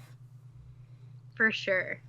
So yes, Um, we're not restricting ourselves to just this show or just this area of crime. I mean, this is our starting point. This is our launching point because I don't think there's very many people who are unfamiliar with organized crime. So it's a very good starting point true, because true there's that. very few people within the United States who hasn't heard the name Al Capone at some point growing up. Oh, for sure. So it's For one of sure. those ingrained in the because a lot of the way America ended up today was influenced by how much power the mob had at one point, Yep. and America would be very different if it didn't have the mob for the for the very least, at least the first half of the 20th century, if not taking into account the entirety of the 20th century. For sure. I mean, the mob, for instance, Providence, which is the capital of my state, Mm-hmm. um, Providence was completely revitalized by the mob and Buddy Cianci. I Mm-hmm. don't know if anyone watches Family Guy, but Quahog is not real. And Buddy Cianci High, Buddy Cianci High is based off of Buddy Cianci, who was the Mm-hmm. mayor Mm-hmm. and of Providence for long, and he was absolutely beloved, but he was a criminal. And when he first started running for office, he was all anti-corruption, mob, but he Uh-huh. had the mob in his pocket, and he's literally the only reason why he won the first time. Because Yeah. Rhode Island is a very, very, very blue state, very democratic, and Buddy Mm-hmm. Cianci was a Republican. Mm-hmm. But anyway, yeah, so he completely, they called it the Providence Renaissance Right. because Providence was really run down. Nobody wanted to be there, like all kinds Mm-hmm. of stuff. And now it's got Brown University, Ivy Mm-hmm. League college, Yeah. amazing. We have Waterfire, which was all Buddy Cianci's doing, which is really cool. It's like, Yeah. but anyway, Buddy Cianci actually, his ex-wife, he was not even married to her at the time. Mm-hmm. Um, his wife had an affair with one of his friends, so Ooh. Buddy Cianci found out about it, and Uh-oh. he ended up This could getting only end well. had him brought to his house He had a mob guy bring him and a cop. If that tells you anything about Providence. Mm. The Yeah. mob and the cops were working together. Uh-huh. But so he basically like beat him up and he burned his eye with a cigar. He put a cigar out on his eye. Oh, And, I think I know you this. know, I think I a heard few about years this. later, he got reelected Oh yeah. after he went to prison. And right before he died, actually, he was thinking about running for governor. Uh-huh. And I actually have a really funny story because after he went to prison and stuff, Mm-hmm. he wasn't around, but I was probably 13 at the time. And my mom, my aunt, and my friend and I were going over to Waterfire, and we took the ferry from Newport to Providence. So it was probably like a half an hour ferry ride, Mm-hmm. but we had to take a trolley to the actual place. So anyway, we were taking the trolley back, and there was a bunch of people up in the front, and we were in the back, but the bus driver was talking about Buddy CNC, like he was talking shit about him Mm-hmm. and to all the people in the front, and they were all like, yeah, yeah, yeah. And I don't know what possessed me to do this, but I screamed from the back, Buddy CNC's my uncle. The whole car went silent. They looked like they were going to pee their pants. It was so funny. I don't even know why I said it.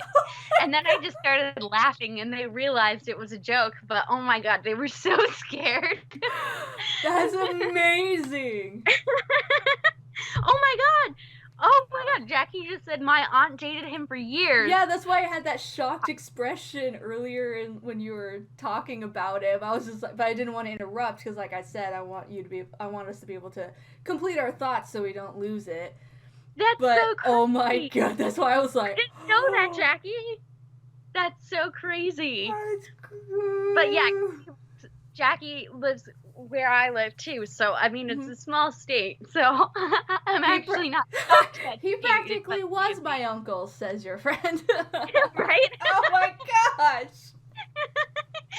Oh, that's so funny. So you claim she practically did. Oh, that's too much. Oh, so great. so am I. What'd you say your name was? Jackie? Jackie. I'm dying too. This is hilarious. That is so funny. Oh, good old Uncle Buddy. We love him. And of course, he had this gorgeous, probably like 20-something-year-old wife when he died. He died Mm-hmm. living in the lap of luxury, I'm sure. Oh, of course, because that's how it goes, right? Literally. So funny. But, oh, okay. I'll do my favorite characters now. All right, top 5. Okay. Let's go.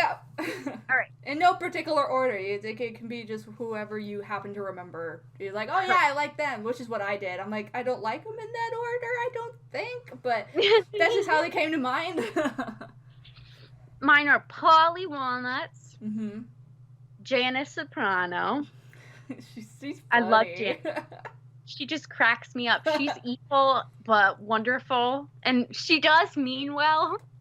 I But love I the think line she keeps saying whenever she's arguing with Tony, and she's like, "There are a lot of things that I could say right now that I could I'm say not right gonna now. say." It's like, shut up, Janice. You literally stole some lady's prosthetic leg, like, because she had like records that you wanted. Right? Like, what are you doing? I love her, and then I love Furio as well. Mm-hmm. Bobby Bacala, I love him. He's just such a sweet man. He's like a big teddy bear.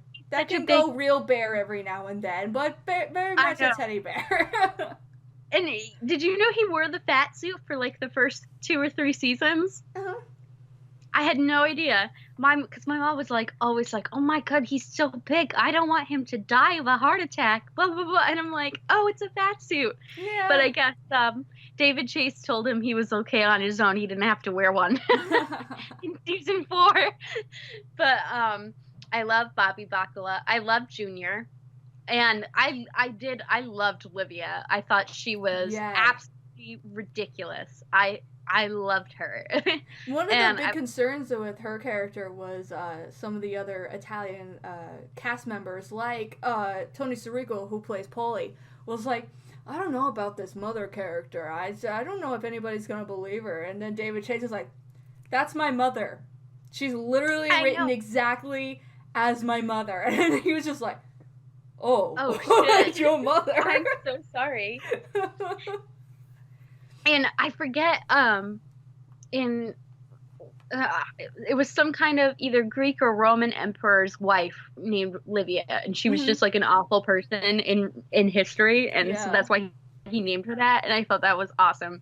I love little Easter eggs like that. Yeah. But I also love that his therapist was based off of Lorraine Kaufman, his real therapist, Mhm. and she did like psychological evaluations of the characters kind of early on, after a couple of seasons, and he Mhm. said that that's exactly how characters ended up acting in real life. So I thought that she's a really good therapist, like. Also, Steve, I cannot remember how to say what his last name was, but who played Bobby, um, Oh total yeah. chance that he got the role. He just happened to be in New York for a buddy's wedding and just went, oh, I'm gonna go read for this. That Yeah, he's perfect for that role too. yeah, yeah. I love it. I'm so glad he got in it. I think right now he's in something, I think it's Blue Bloods. He plays like a private investigator. All right. And I'm like, he's definitely either mob or law enforcement. And it's so funny Right. how a lot of actors can go that way. Like they'd be great mobsters or they'd be great cops, you know? Mm-hmm. So that's how they always get casted. And it's like two opposite ends of the spectrum. But I love that. All Nice. right, what are your favorite moments? Favorite moments. Hmm.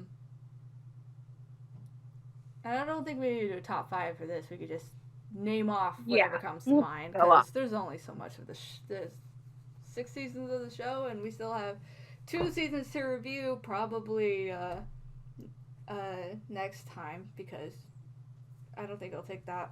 I don't know, or at least you'll have gotten through more, so we'll have probably more favorite moments next time. But for now, let's see. I think I love favorite moments.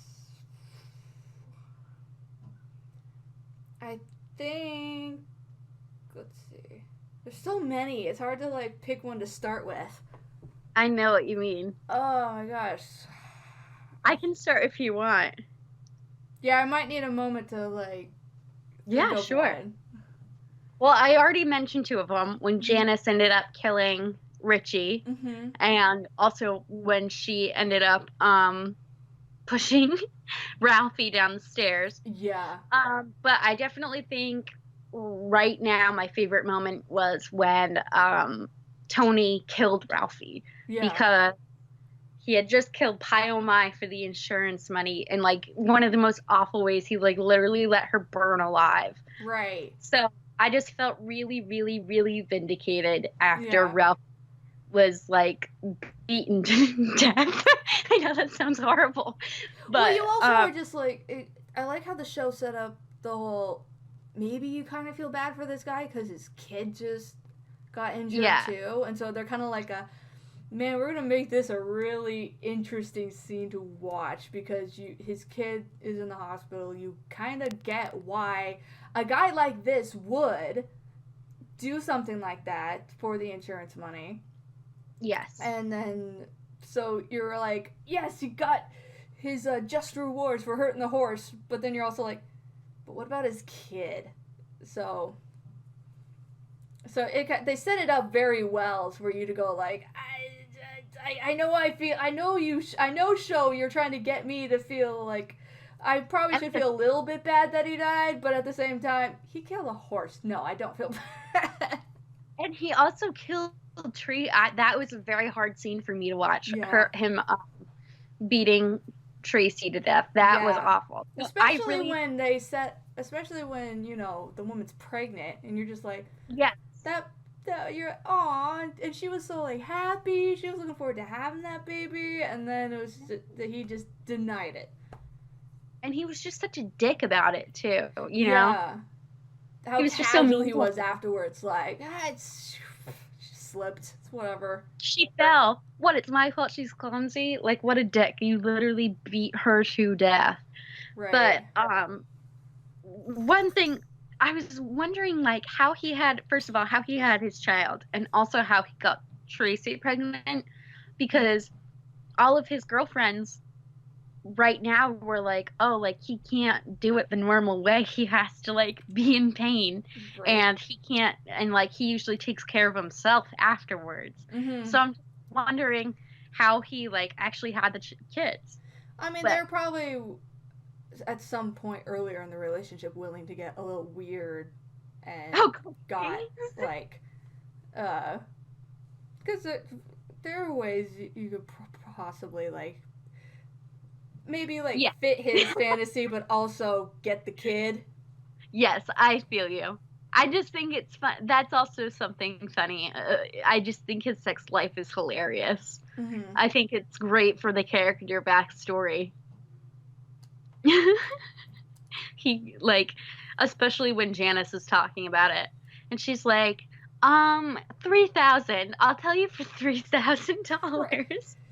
And the fact that she came up with that number is just like I just figured it's what you said yes to.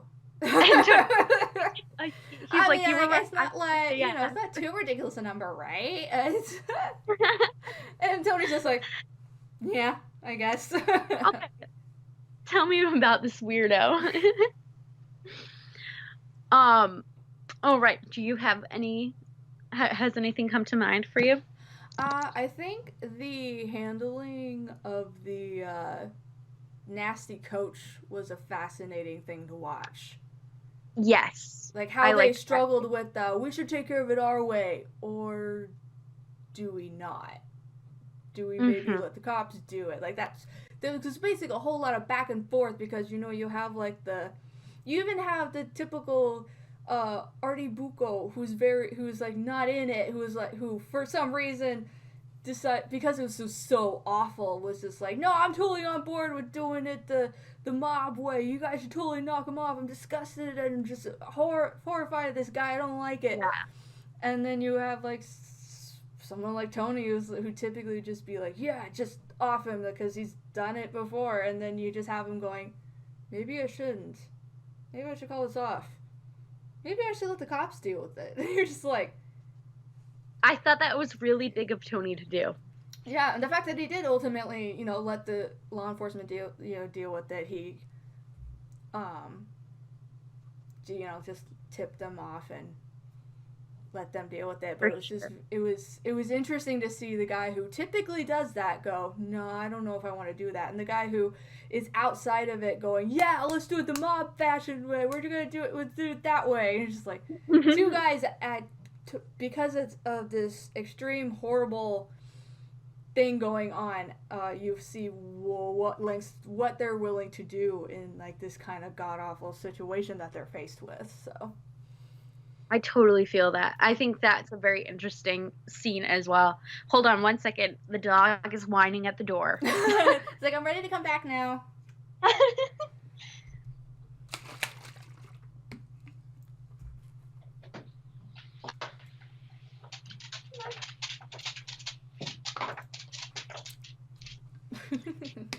Here he is. Come here. Bye. Good boy. Oh, he's a good boy. It's me. And Jackie did at the same time. Just yeah, it's me. So funny. All right. I think one of my next favorite scenes. That is hard to. I should have done bullets of those. Right? I just wrote down we should go over some of our favorite moments or like the most notable like moments that stick out to us. They don't necessarily have to be favorites. They just stuck out and you're like, wow, that was very well written. The way the actors handled that plot, but like I just wrote down maybe we should do that, and now I'm like, I thought those would just come to me. Now I'm just like, man, there's like too many. I have to kind of narrow it down. I have to pick one. And then like there's like five I want to talk about at once, but that's not possible. You have to pick one at a time. And I think one of the most poignant scenes was for sure. Why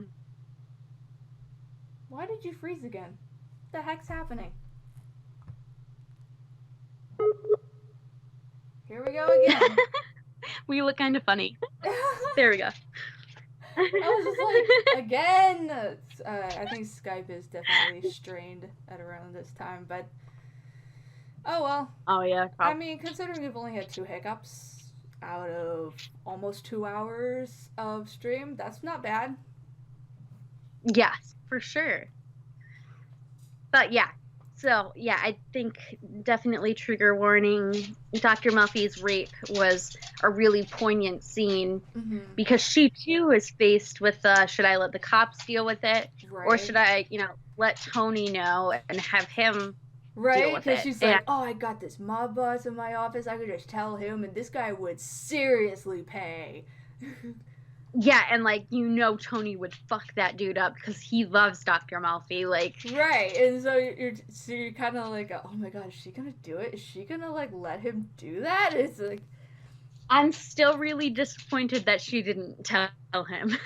Right, you kind of just go, oh, but that guy would pay so horribly for the god-awful thing he did, but you also understand, yeah, that's, not really, she wants to, she's... you see throughout the series that she's very much I'm not that kind of Italian and I don't want to be associated with that kind of Italian. Even though I have my one of my patients is one of those kind of Italians, I don't want to be lumped in with him. It's for sure. You totally get why she ultimately decided not to let Tony do that, but you wanted to so bad because you really wanted that guy to pay. Especially with how much she suffered because of it. It was such a brutal rape, Yeah. Honestly, I would, if I were her, I would have done it. I wouldn't have been able to stick to my morals in that situation. Honestly, if I was ever in that situation and I found out who it was, I think that I probably would go after them myself. But no, yeah, that was it was hard to watch, and I remember us messaging about it before, and you were telling me how she deals with it, and please stop, thank you. She, and how the aftermath was so well written too, and I wholeheartedly agree with that. But yeah, I think that it's I had a feeling that something was going to happen, but I thought it was going to be some sort of other mob rival or something. But it ended up just being some random.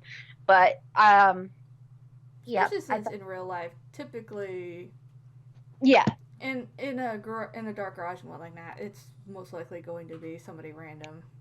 Yeah, for sure. For sure. I'm just glad that it wasn't someone else from the mob on either side, Will you look at this? No, he was just scratching himself on the chair, with his leg awkwardly up.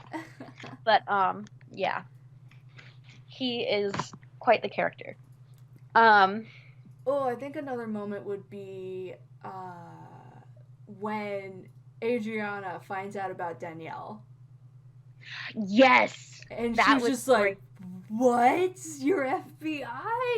Jeez, what? And she's so betrayed. Because she shared that really personal information with her, so I can only imagine how betrayed she felt. I know, and especially, she hadn't even told Christopher, know? So, and Danielle did such a good job.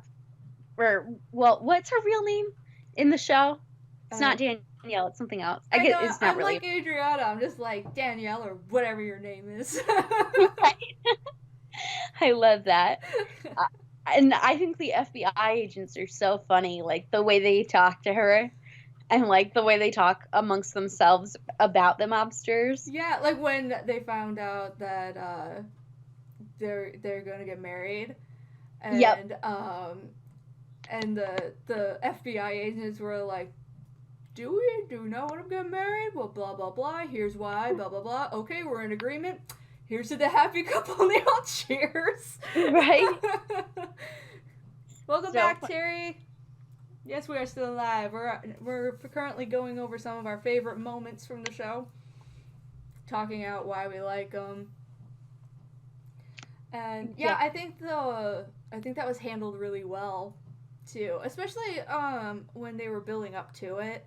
The whole you see when they started showing uh who Danielle really was, Yes. seeing her with her other law enforcement spouse, the fact that she has a kid, and the fact that they showed that she had a kid after that conversation with Yes. Adriana, and you're just like, oh. It's like Ouch. insane. I don't think I would ever be able to keep my cool like that. Yeah, no, I don't know how she did that. And like when Christopher was being all creepy and trying to put his hands all over her. Oh yeah, that was rough to watch. I mean, I would let Chris do that, but like not if I were an FBI agent. But like And the Mary, context you in know, which the fact that I think it's also the looming why she's like kind of encouraging it yeah, is to get to Adriana and like for test sure. their relationship to see the probability of turning Adriana to an informant was Mm, it was kind of it was sleazy but effective. it was. It was very effective. And Adriana, like, she's such a ditz. I feel so bad for her, but she loves Christopher so much, Uh-huh. but she's just such a ditz. Yeah, she tries. She really tries. She really does. And Because she is really sweet. Like you see, yeah, the way she interacts with the other characters as well, and just like she's really sweet. She may not be like one of the smartest and know how to may not know the best way to navigate the situation because she's not in the mob, but she's not exactly a civilian either. true. So she's kind of stuck in a situation where no matter what, she doesn't really know how to handle the situation she got herself into. Yeah. Whether she like, even she realized too late that she had got herself into, because she was just like you said, she's kind of a ditz, and like when she was just like, oh my god, I found somebody I have some like similar interests and tastes in, and oh my god, we're like besties now, and then it just backfired on her, and she's like, because you notice that she never took a moment to go like, I mean, I just kind of met this person. I mean, we could be casual friends, but like she was like all in besties right away, Yeah. defending every little thing to Christopher, and They literally said two sentences to each other and then they went to Starbucks. Like, right? It's like, I was gonna get a Starbucks. Wanna come? Oh my god, we're best friends now. And I was like, what? see, if that happened to me, I'd be like, oh my god, this lady is like bait for a sex trafficking ring. Like, she's trying to kidnap me. Like, it would Well, not. see, I you and would. I are a little more well versed in crime, so it's probably why our brains would go there, whereas Adriana's didn't. Like, I mean, I'm engaged to a mobster, but like, what that could happen. Like, So yeah, he'll if she does something wrong, he'll totally whack her, right? I mean, I don't have anything to worry about.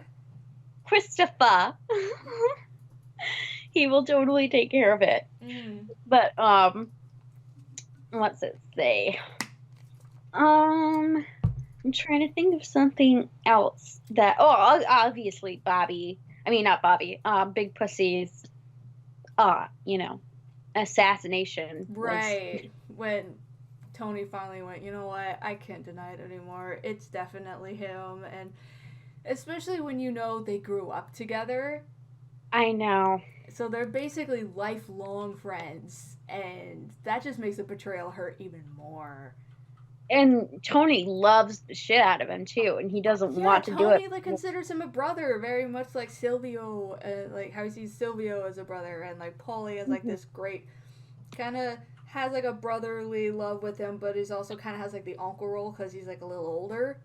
Yes. But like it's very strong love for him, and just went, oh, that was a painful betrayal for him to have to I know, deal and it with. was painful to because Pussy meant well. Mm-hmm. He really didn't give them too much information. Yeah, he was But like, I just really don't want to be taken away from my kids, but maybe there's something I can give them without totally being like the worst like betrayer to my family ever. As he tried. he really did, and you knew he loved Tony too. Mm-hmm. So it was awful for the this dog. It was awful for the both of them, and Hi, Sammy. he just he has no conception of space. Right. But yeah, and I mean, Pussy was originally one of my absolute favorite characters, even when I did find out he was a rat. But Right. That's what makes it all the more sad because you realize just how relatable, how just, and again another just big teddy bear type character, and you're just yeah, like, oh no. and such a good actor, such a great actor. Yeah. Fantastic. I missed his he cracked me up. Mm-hmm. So I definitely miss him a lot from the show. Especially leading But up to it, you see his meetings with his designated agent and him just going, do I tell him this? Can I tell him that? Should I hold this back? Like, you see him like, I want to give you something so you don't give me crap, but I don't want to give you too much because I really don't want to betray Tony. for sure. And yeah, And that you was see just that internal struggle in every single one of those scenes. Him just going, like, I'm so frustrated being here. I know I need to say something to him, but where do I draw the line so that I'm not in trouble with Tony either? And you just see that mental battle happening every time one of those scenes comes up. literally. And he portrays it so well because it does feel like true, like brotherly love Mm-hmm. between the both of them. Yeah. I feel like that's something that they did really well in the entire show. Like everybody feels real. You know what I Mm-hmm. mean? And the relationships feel so genuine. Like when you watch a TV show and there's like a couple and you just don't believe the chemistry or whatever. Right. Like every single person in the show is just so unbelievably gifted in their ability to portray these close relationships and Mm-hmm. these friendships and just in general. And I mean, David Chase is obviously very responsible for the writing, but the Mm-hmm. actors themselves are just, Mm-hmm. like you said before, every single character on that show perfectly cast. Oh, I just remembered this. When little Richie goes, no, little Jackie goes and he robs the Jewel concert.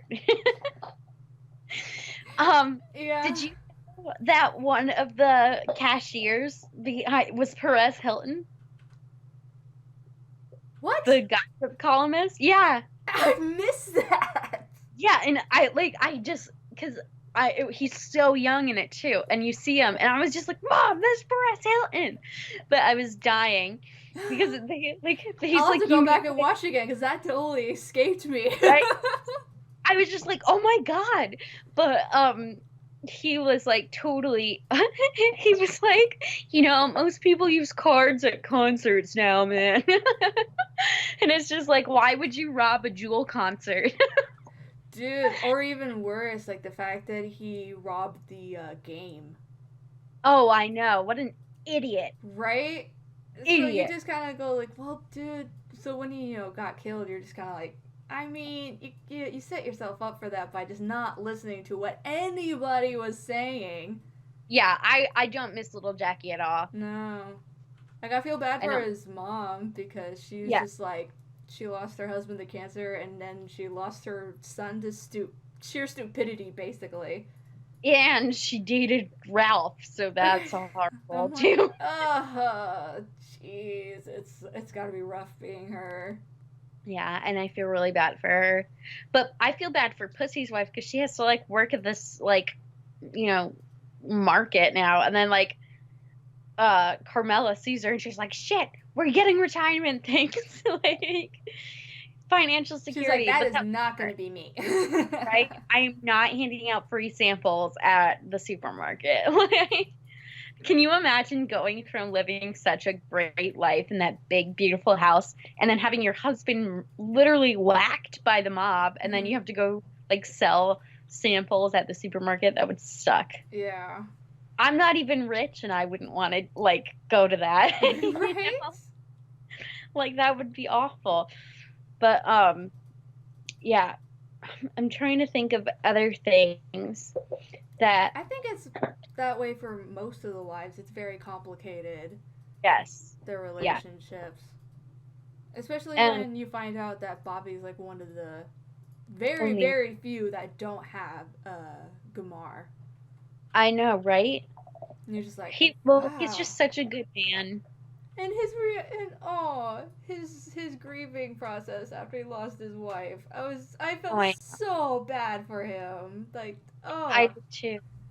that was rough to watch because he was just like, especially with I like the way he lost her, and I he know. was just, oh, I mean, like you get that it was entirely out of his control. Like car crashes are like you can't really predict them happening. You can't just be like, oh, I'm not gonna be mean to this person because they're getting in the car. You don't think about it. You just go, yeah, they're Yeah. getting in the car. They're going somewhere. And the fact that the last thing he said was like an argument over who's picking up, was it like something for the ZD that she made, Yeah. and it's like, oh, you gotta pick this up, and he's like, why do I gotta do it, guys? And one of those typical arguments, Mhm. married couples can Well, have, and like the fact that it just became that much more profound and pronounced because she died shortly after. yeah. Well, I think he was on the phone with his son at that point, not her, because I knew as soon as he was in the car on the phone with his son, and Oh I yeah, it saw was the his son. But the accident. point was, is he's mad at her. Yes, yes, he's mad at her. And then But he's just like, oh, the last thing I thought was I was mad at her, and then I lost her, and oh my god, I was angry, and then now I regret being angry at her. I knew as soon as I saw the police cars and the accident that it was his wife. I knew as soon as that Right, happened, because of and the as way it soon was as he was like, timed.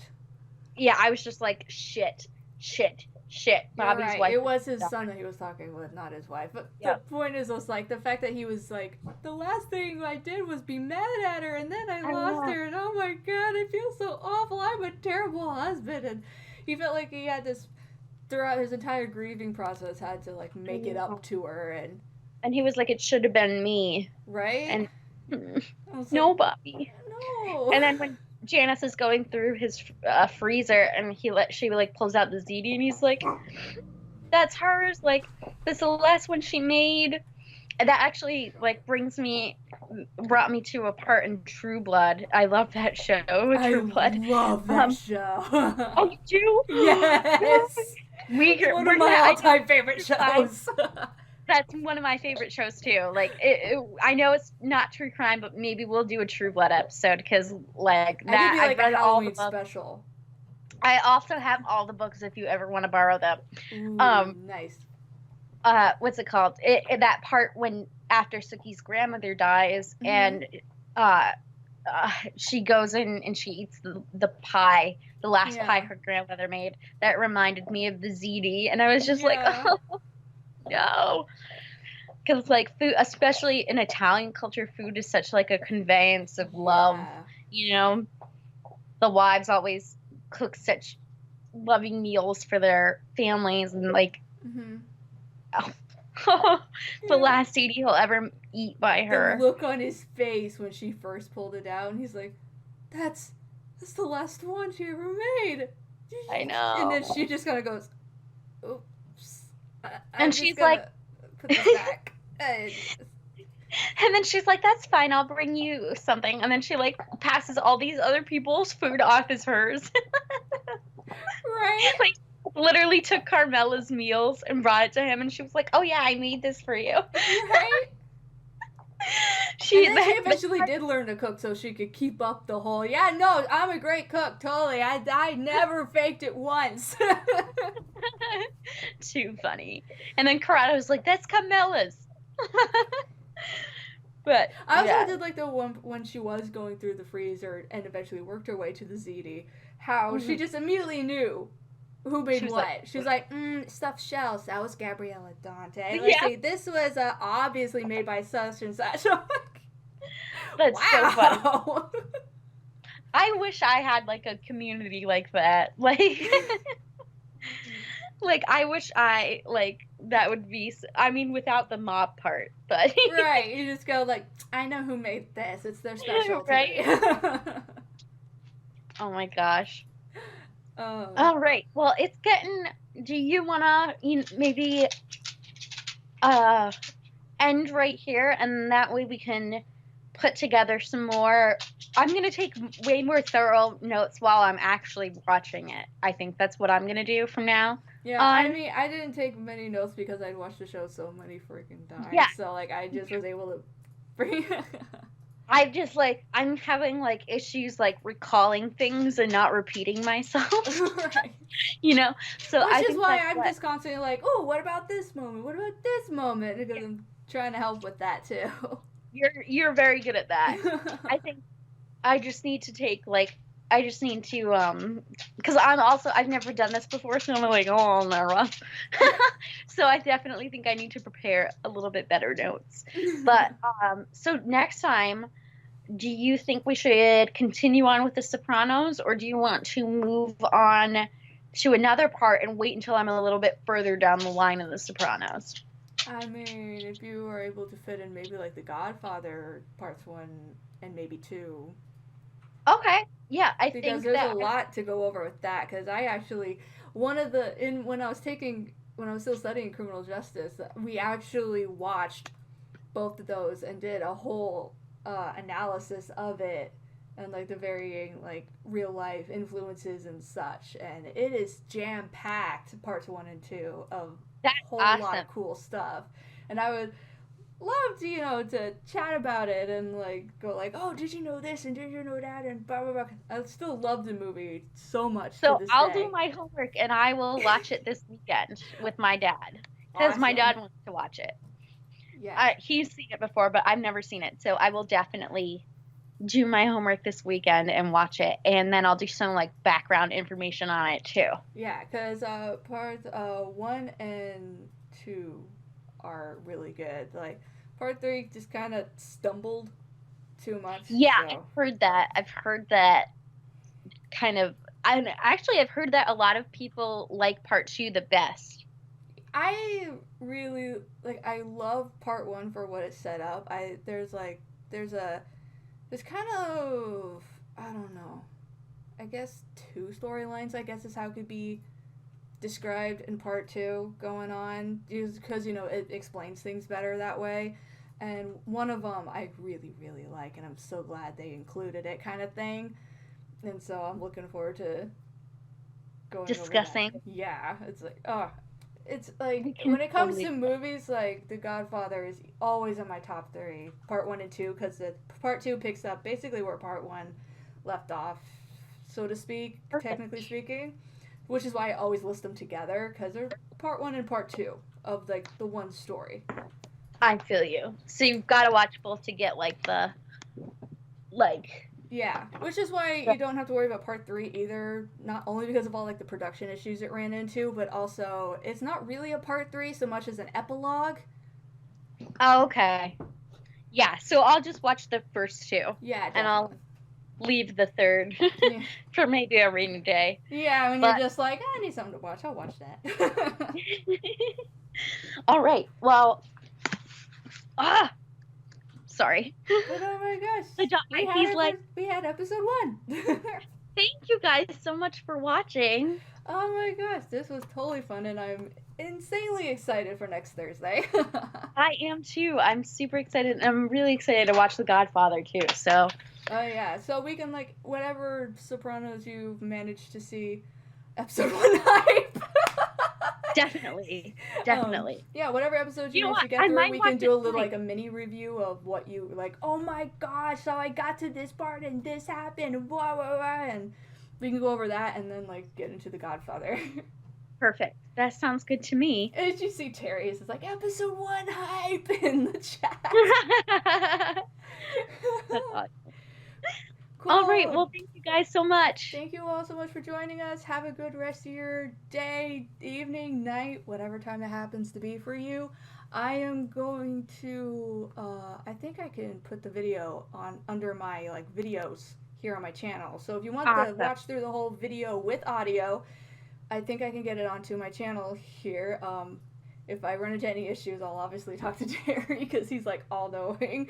And then I will also be putting an audio version of this on, releasing it. That should end up on things like Spotify and Apple Podcasts and everywhere else you find podcasts. So awesome. Cool, so I'm going to do that. So if you missed the beginning part or just want to watch through the whole thing again, it will be available tomorrow or the next day. I'm going to get up as soon as I can. Awesome. Cool. All right. Well, and we'll see you all next Thursday if you're coming back for more of Let's Stalk About It, which is so was the best. And I also love it's like with LunaRoo. It's our 2 nicknames together. I love it. All right, and I will message you on Discord later. Awesome. And I'll talk to my friends. All right. Thank you guys so much. Bye guys. Bye.